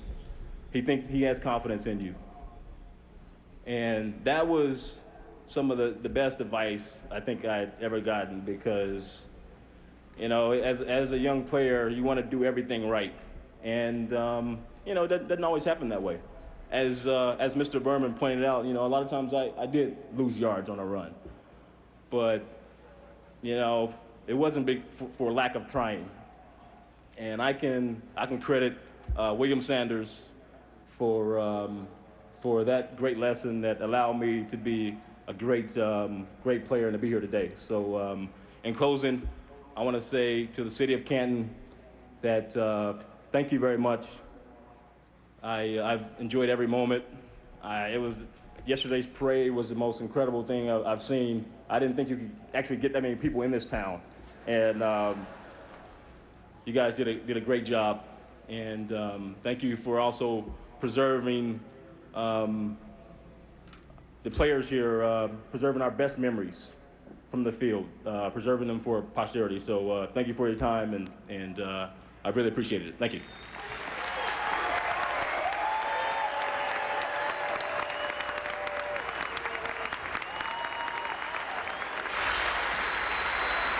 Well, he may be one of the most interesting people to ever play. Absolutely. In the National Football League. Barry Sanders, third all-time with over 15,000 yards rushing in his 10-year career.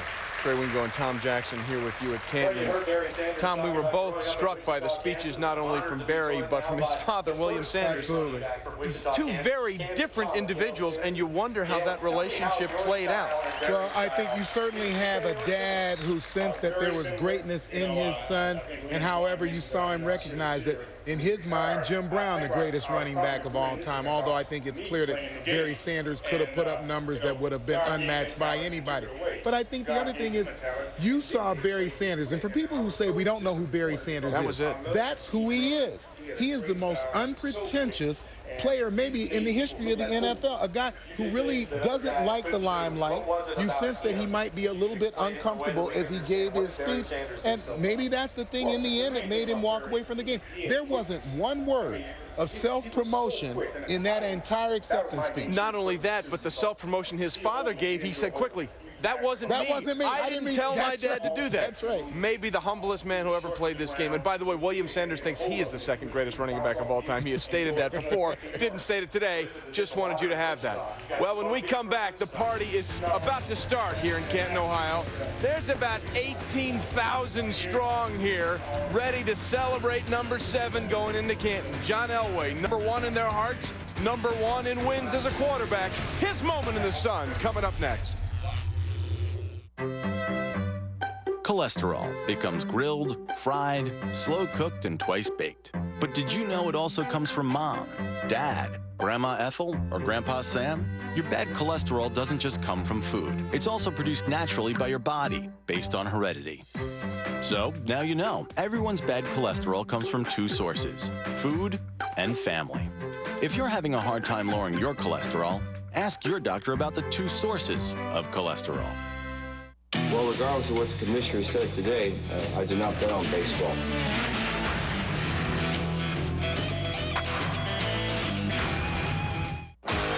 We're bringing back some of SportsCenter's original anchors. The camera loves me. I love the camera right back.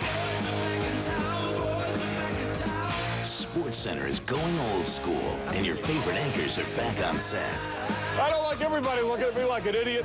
SportsCenter alumni are back in Bristol for a return engagement.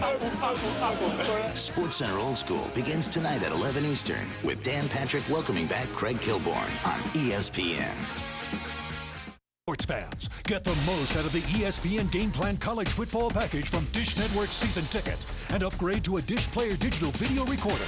You can pause and replay live TV, and the Dish Video On Demand service automatically records your college football games. so you can watch any game you want, when you want. Don't miss the next great college football moment. To upgrade to a Dish Player DVR or to order ESPN Game Plan, call 1-800-333-DISH. America's favorite home gym is more affordable than ever. Now you can get the all-new Bowflex Extreme for just $19 a month. That's less than most health club dues. Great results are easy. Just one simple workout, 20 minutes a day, 3 times a week to get in awesome shape. Powerful arms, defined legs, and a toned, sexy core are just a phone call away. Call us for a free DVD or video, or visit us online to get a real Bowflex for just $19 a month today.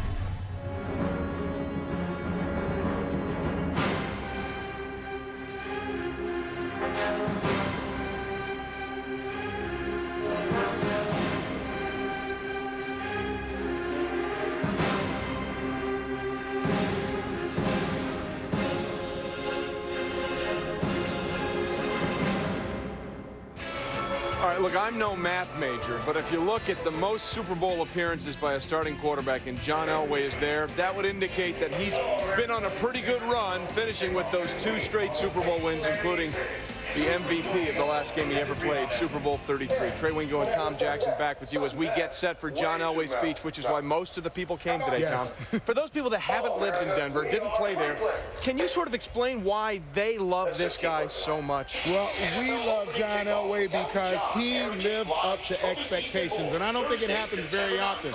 When John came to the Denver Broncos as the first choice in the draft via Baltimore, we expected him to be great, as good as anybody who ever stepped on a football field, and that's what he ended up being. A quick story. The first time we ever saw John, the veterans went to see John throw at minicamp. We watched him throw, and I said, gentlemen, we're going to be going to some Super Bowls. And absolutely, we were headed that way. And he went to 5 of them and won the last 2. We are set for the speech. John Elway, no due respect to anybody else, but he is the reason most people are here today. Number 7 takes center stage just moments from now on ESPN. Stick with us and hear what he has to say. We're coming back. Join us for ESPN 25. This week on Who's Number 1, we're counting down the biggest jokes. Bill Buckner. Buckner. Who's Number 1? Right after the headlines. Every Tuesday night, 7 Eastern on ESPN.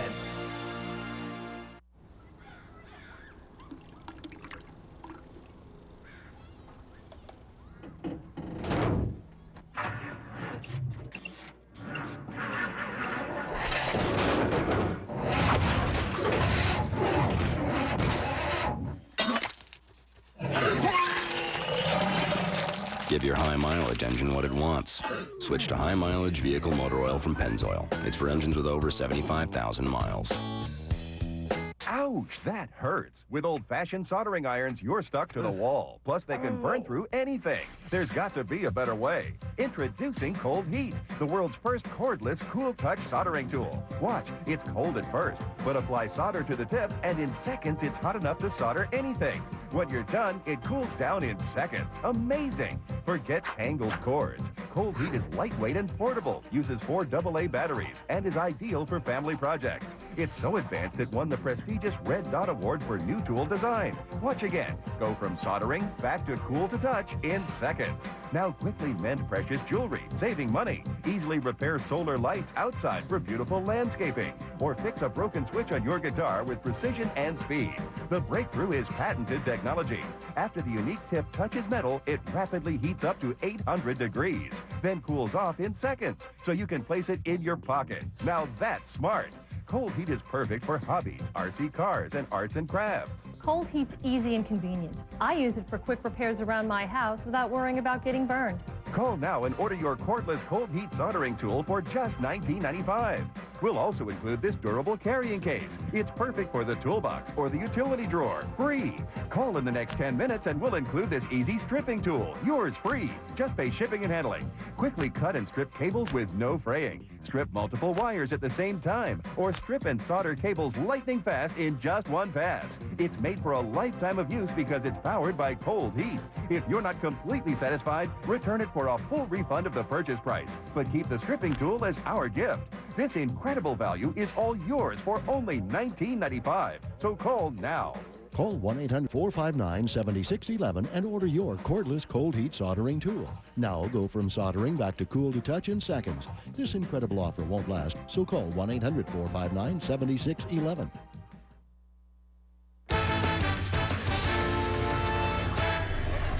Well, the beautiful overhead shots of Fawcett Stadium, courtesy of the Goodyear Tire and Rubber Company and its fleet of airships, reminding you to enjoy the drive on Goodyear's new Assurance tires. Trey and TJ here with you. It is the moment almost everybody in this stadium's been waiting for. John Elway into the hall. Chris Berman, our master of ceremonies. Well then,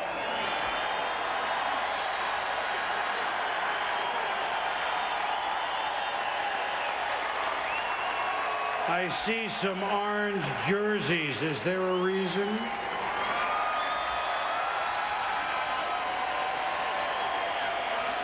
For 16 seasons, he was the Denver Broncos.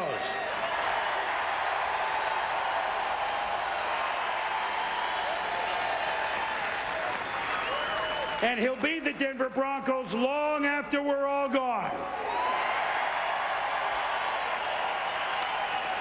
Was any scoreboard deficit too large to make up? Any? Don't worry, Cleveland, you weren't alone. Was any throw too hard to make? We have a coachable crowd here. You would swear that that 7 on his jersey was really an S for Superman. An opposing linebacker told me, and this guy was a Pro Bowler, and we had this conversation this past year. One time he was chasing this quarterback out of bounds. It just about had him at the sidelines. Never saw John cock his arm, but honestly said he heard the ball whiz past his helmet. He heard it. They both fell out of bounds in a heap. Figured, okay, that's great. He got the pass away, didn't get a sack. And when they got up, there was a 60-yard completion down the other sideline. He could not believe it. I'll tell you later who that was. Yes, some of John Elway's throws defied logic and physics. Remember?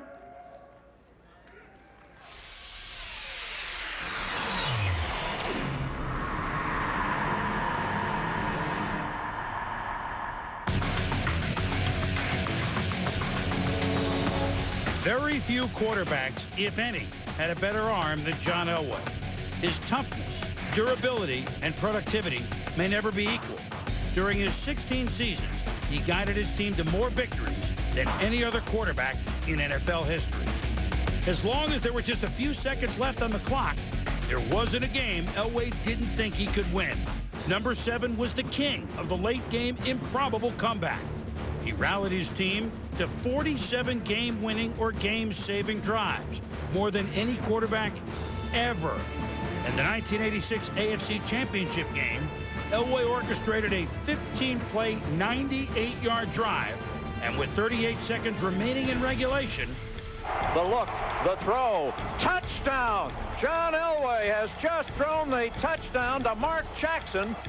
On Denver's first possession in overtime, Elway drove the Broncos 60 yards to set up the game-winning field goal. That would forever be known as the drive. While he rewrote record books, a Super Bowl title eluded him 3 times over. But at the age of 37, Elway got his title. Super Bowl 32 against the favored Green Bay Packers. Elway changed the way he would be remembered. Yes, he could win the big one. This one's for John.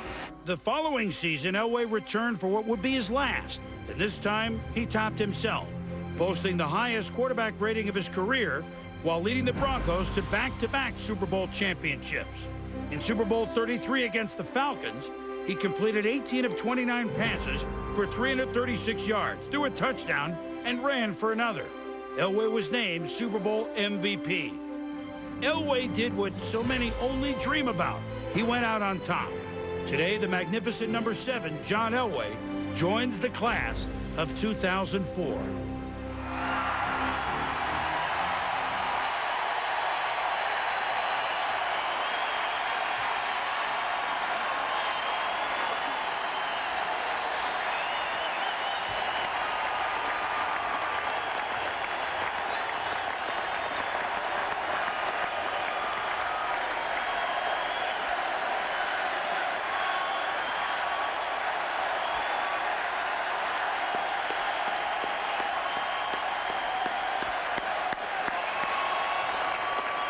A Denver home game in Canton, Ohio. It's unbelievable. Now, sure, John was the first overall draft pick in 1983, but do you think he's the best athlete in his family to attend Stanford? For now, maybe. For now, that would be the correct answer. But one day, we're predicting he'll be left in the dust by another Elway, who will be playing basketball starting this season for the Cardinal.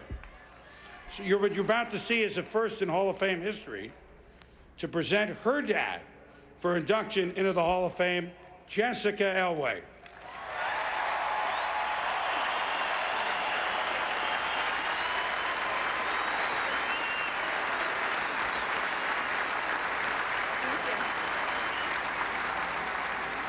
Thank you, Mr. Berman, and thanks, everyone. It's a tremendous honor to be with you today to represent my family, my brother Jack, and my two sisters, Jordan and Juju, at such a special time in my dad's life. As you might suspect, growing up with the last name Elway made for some pretty interesting questions. The most common one we get is, what's the coolest part of having John Elway as a dad? That's easy, we always respond. We were too young to remember the first 3 Super Bowls.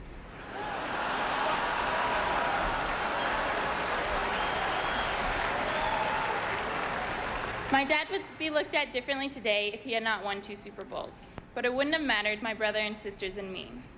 When we look at my dad, we see a different man than everyone else sees. We see Jack's coach. We see a dad that used to be able to beat his daughter, used to, I said, at 1-1 in the driveway, and we see a son who desperately misses his father and sister, never more than today. We called my grandpa Poppy, and we all wish that he could be with us. Dad, it's the greatest honor in my life that you have chosen me to speak for him.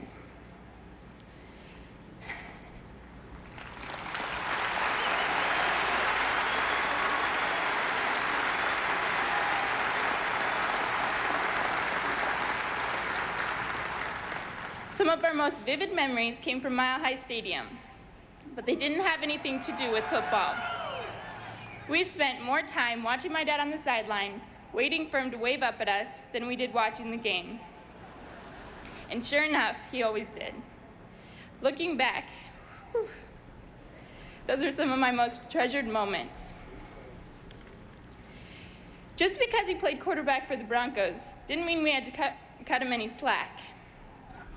Whenever we see him on ESPN Classic, we always tease him about his goofy haircuts. When he got a big knot in his arm after tearing his bicep, we'd say, "Come on, Dad, show us your Popeye." And when he got into his late 30s, we'd tell him, "Dad, you're too old to be calling everyone dude." As proud as we are of my dad, we'd be just as proud if he had not made the Hall of Fame. I can't tell you how much he has taught us about life. He has taught us to be leaders, to set goals, to dream, and to never, ever, ever make excuses. Above all, he has taught us to be tough. No one knows more than his children how tough my dad is, how competitive he is, how badly he went on to win those Super Bowls. We saw the black and blue marks at the kitchen table. We saw the bruises on his arms, the cuts on his fingers, and the scrapes on his elbows. Whenever one of us kids would ask him about it, he'd just smile and say, "Oh, it's okay." He had 12 surgeries during his career. With all those aches and pains, he didn't exactly have a lot of sympathy when one of us kids came crying. I remember one time I stubbed my toe, and he said sarcastically, "Uh-oh, better go call 911. It was a funny moment until my little sister Juju called 911. As long as I'm telling you family secrets, let me tell you another one. After the Broncos won their first Super Bowl, I asked my dad to quit. I told him I wanted him to be happy, to go out on top, but he wouldn't do it. Dad, let me tell you something I've never told you before, and I'll probably never tell you again. Thanks for not listening to me. Dad, I love you, and I'm so proud of you. Ladies and gentlemen, it's with great pride that I introduce to you now my dad, John Elway.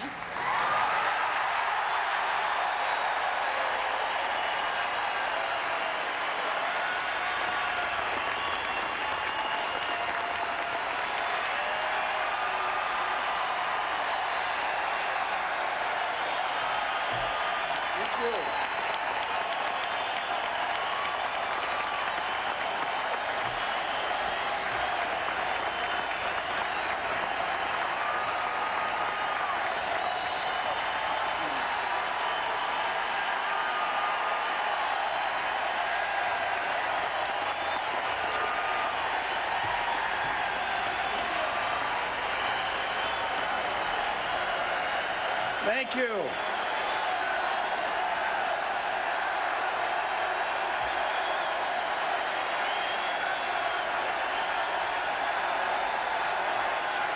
Thank you.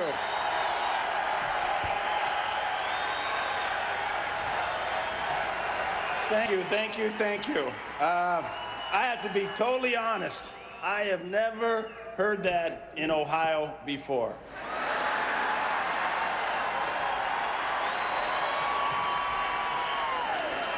So it is very nice. Jesse, thank you, sweetheart. You did awesome.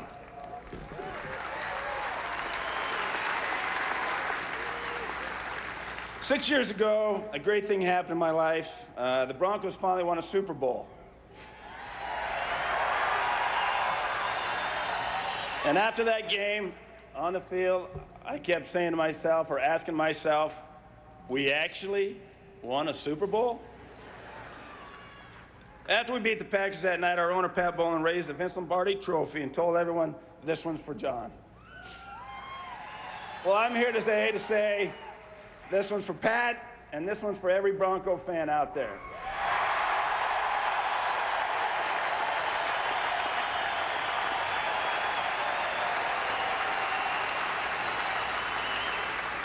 First of all, I'd like to congratulate all my classmates. Barry Sanders, I'll call him the best to ever play the game, even though his dad wouldn't agree. Bob Brown, I wish I could play with Bob Brown, that's for sure. And I'm glad I didn't have to play against Carl Eller. Let's put it that way. Congratulations. Someone asked me the other day if I had any regrets about my career. There's only one, and that's what my father, Jack, and my sister, Jana, couldn't be here. My dad wasn't just my best friend, he was my hero.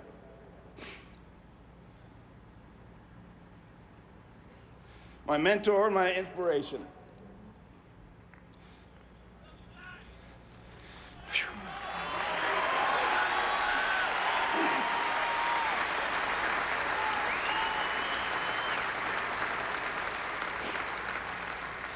He was a keeper of my reality checklist, the compass that guided my life and my career, and he taught me the number one lesson in my life: always make your family proud.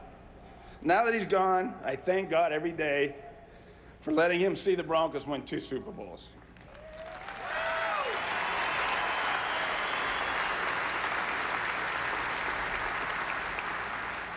My dad didn't so much teach me how to play football, but why to play it. He taught me to compete, to never give up, to play every down like it's your last.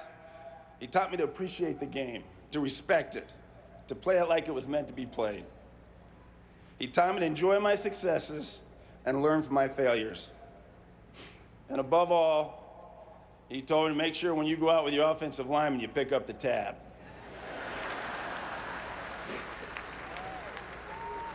My dad isn't here today, but my other hero is. But then, you've always been there for me, Mom. Thank you.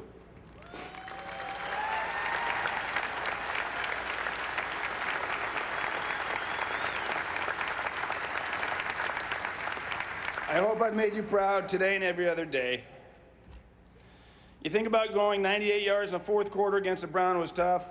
Try cooking breakfast and dinner every day and raising 3 kids while your husband is off coaching. Try driving your son all over town so he can chase his dreams. And try doing it in your spare time after working 40 hours a week.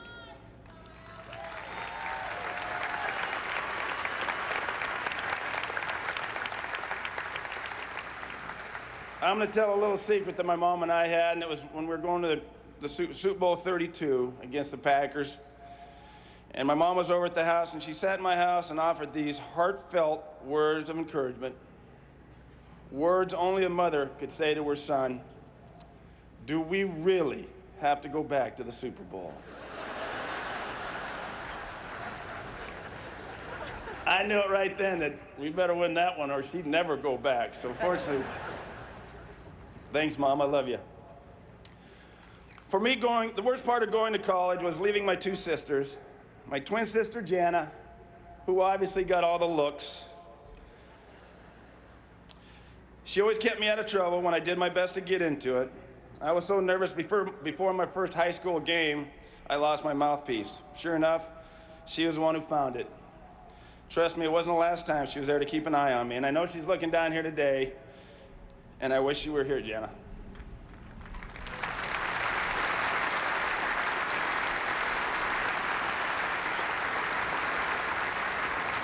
My sister Leanne, she was always a responsible one. She didn't have much choice since she was the oldest. You always put me first, Leanne, and your little brother will always appreciate it. Thank you for your love, your friendship, and your unwavering support.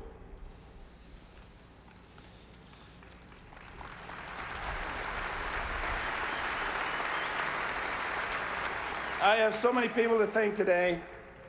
And I want to start with my high school coaches, Jack Newmeyer and Darryl Stroh. Coach Newmeyer, I know it wasn't easy for you to be here, but I'm sure proud you are. Thanks for seeing me for what I might be and for showing me how to get there. Coach Stroh, thanks for your leadership and toughness. It really went a long way. I thought I was a pretty good quarterback when I got to Stanford. As things turned out, I had a lot to learn. Thankfully, Jim Foster was there to teach me the techniques that got me through the NFL and carried me through 16 seasons. Little did I know, almost 15 years later, we'd be reunited with the Broncos. As NFL players go, I was truly one of the lucky ones. I got to play my entire career in the same city.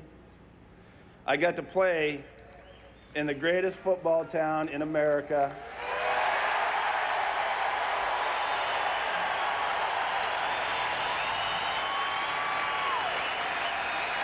And for the greatest fans,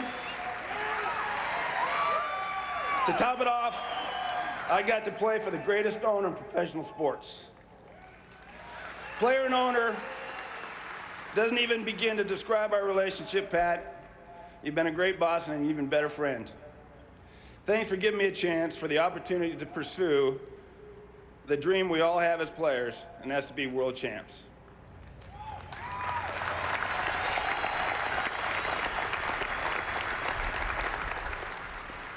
I'd also like to thank my many teammates, Granada Hills, Stanford University, the Denver Broncos. I'd like to name every one of you here today, but time won't allow. Just know I'm proud to have called you my friends and my teammates. This bust here would not be here, and neither would I, if it weren't for you guys. People sometimes don't realize how dependent the quarterback is on his teammates to do their jobs. For every guy who ever stepped on the field with me, I accept this honor today on behalf of all of you.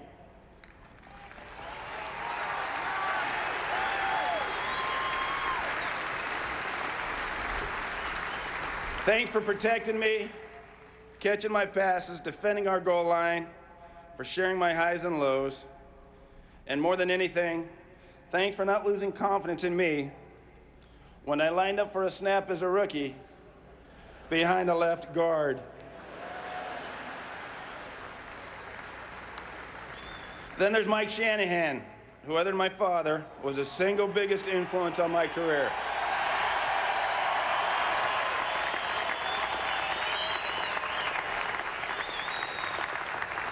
Thanks, Mike, for your honesty, your friendship, your never-ending attention to detail. Thanks for restoring hope in me when, I have to admit, I was running on empty. Thanks for making me the best player I could be, and thanks for most of all, for not making me come work out even after I retired. This weekend has been an emotional time for me, and I'm particularly glad to see that my old coach, Dan Reeves, could be here.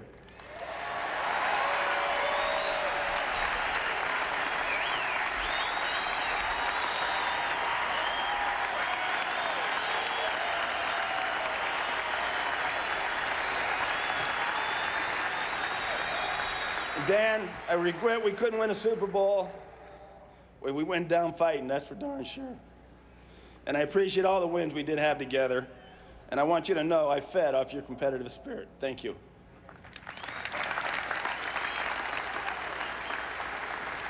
One of these days, Pat Bowlen, Mike Shanahan, Dan Reeves will be inducted into this great place, taped from someone who worked beside them for most of his career.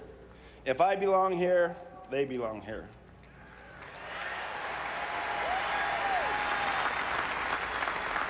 I'd also like to give special thanks to my coach, my teammate, my room dog, Gary Kubiak. Gary, Koob.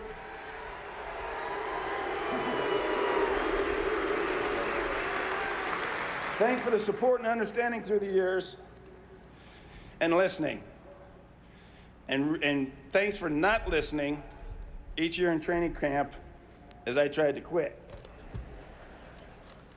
Nor would I be standing here literally if it weren't for our trainer, Steve Antonopoulos. Thanks for all the Band-Aids, Greg. And thanks for convincing me I wasn't hurt as much as I thought I was. And thanks to our PR man, Jim Sacamano. Sacco, somehow you always managed to lock my lift before I sank the ship. My best friend, Dennis Engel, you were there from the very beginning as an offensive guard at Stanford, then a bunny through the years and all the support. I just appreciate you for being a friend, and I appreciate you, more importantly, for making me the scrambler that I was.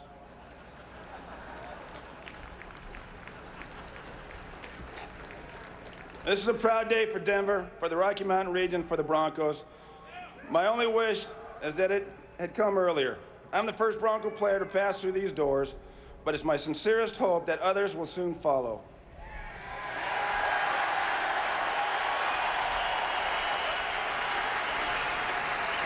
The Broncos have played in 6 Super Bowls, more than any other AFC team.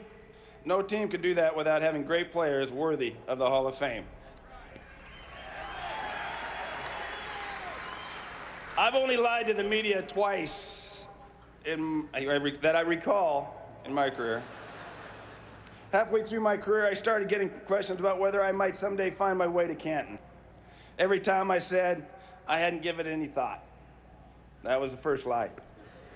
It's every player's dream to be here, and I was no exception. I'll leave my legacy up to others, but I can tell you this. I never felt more proud than the day my coach, Wade Phillips, called me the Lou Gehrig of quarterbacks. As a quarterback, I didn't always have a great game, nor was I always healthy, but my teammates knew I'd always show up. I didn't always succeed, but I persevered. And finally, after 14 seasons, with the help of my coaches and teammates, I got to experience the feeling of winning a Super Bowl.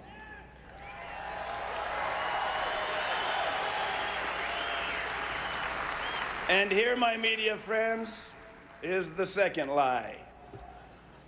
I said my career would not have been complete without a Super Bowl victory. I obviously said that without ever experiencing the feeling. It was a feeling like few others. And just so we never forgot the feeling, we did it twice.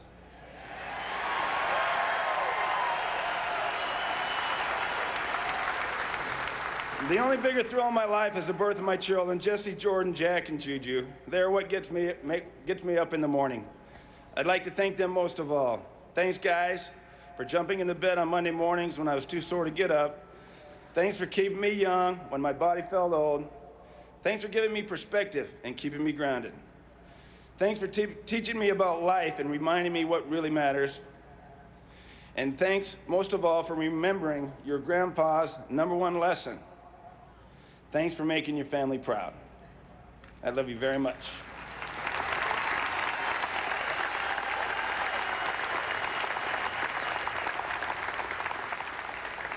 And last but not least, to all those Bronco fans out there,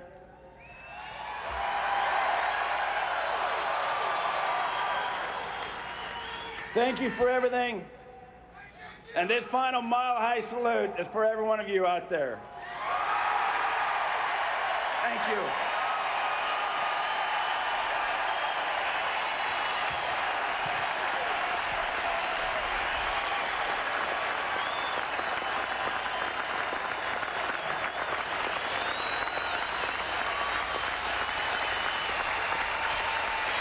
Well, just like his playing days, he lived up to expectations with that speech. He brought down the house in the Cleveland area, no less. John Elway, the final member. Let's go back to Chris Berman. Members of the Pro Football Hall of Fame, the class of 2004. Carl Eller, Bob Brown, Barry Sanders, John Elway.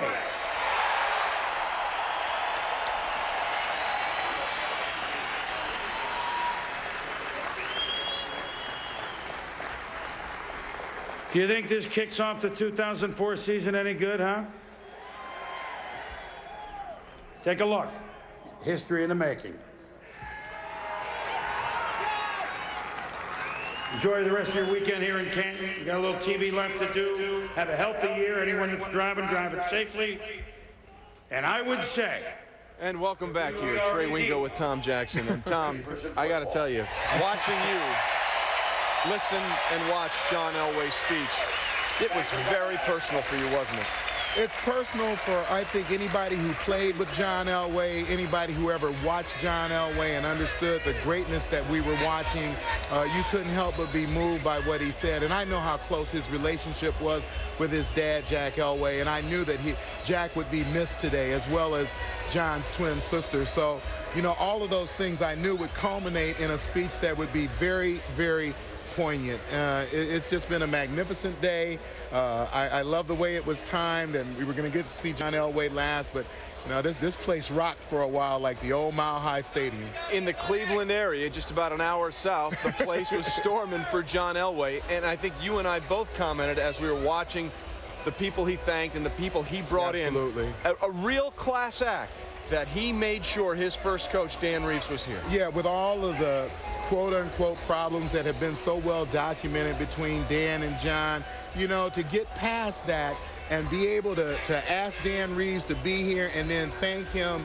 And I know exactly what he meant when he said that it was Coach Reeves' drive that helped to drive him as well. And I think all of us who played with John and for Dan realized that they kind of fed off each other, you know, and got a lot of wins. They didn't win the Super Bowl, but boy, I think John thanked him for the right thing. We got a lot of wins together. Of all the speeches we saw today, clearly most people were here to see John Elway, and clearly both his daughter, the first daughter ever to present, and John had the most trouble emotionally getting through this, and that goes to the bond that not only he has with his family, but also that he has with that town. Well, the last thing that John said actually was, I thank my kids most, want you to know that I love you, and the lesson that his dad, Jack, taught to all of us, which is family first. You know, be loyal to your family. And I knew that it was going to be fairly emotional because Jack Elway was really the foundation for what we're seeing today. And you know, John wasn't going to forget that. Well, there is John Elway next to John Elway's bust. Let me tell you something. Some of them don't look like him. They nailed that one. The hair, the teeth, it's perfect. Stay with us. We're coming back to Canton. Take me out to the party. Take me out to the bar. Pick up the next round of cold Coors Light. I hope that I got her phone number right. It's those blondes, brunettes, and those redheads with rings in their bellies and ears. For it's 1, 2, 3 nights a week, my bros and beers. Unleash the Rocky Mountain cold taste of Coors Light. They were strangers on a plane. It's normal. With unknown pasts. I'm having contractions. You're gonna be okay. Stranded on an island. I don't know your name. I'm Kate. With unknown dangers. Did anybody say that? Now their only hope for survival. Someone's coming. It's coming towards us, I think. Is each other. Come on, let's move. Lost. Wednesdays this fall on ABC.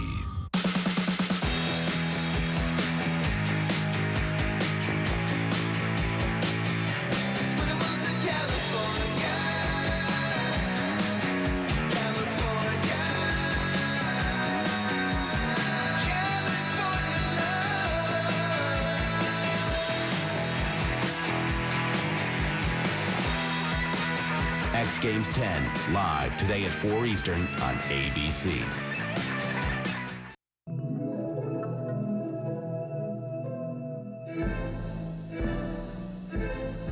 Imagine coming home every night to a symphony of jets, all playing their part to make you feel better than ever. Sound good? Then call now and we'll send you a free brochure on the world's #1 hot tub, Hot Spring Spas. They give you what others don't, like a no-fault heater and a no-bypass filtration system, so it's always hot, always clean, always ready when you are.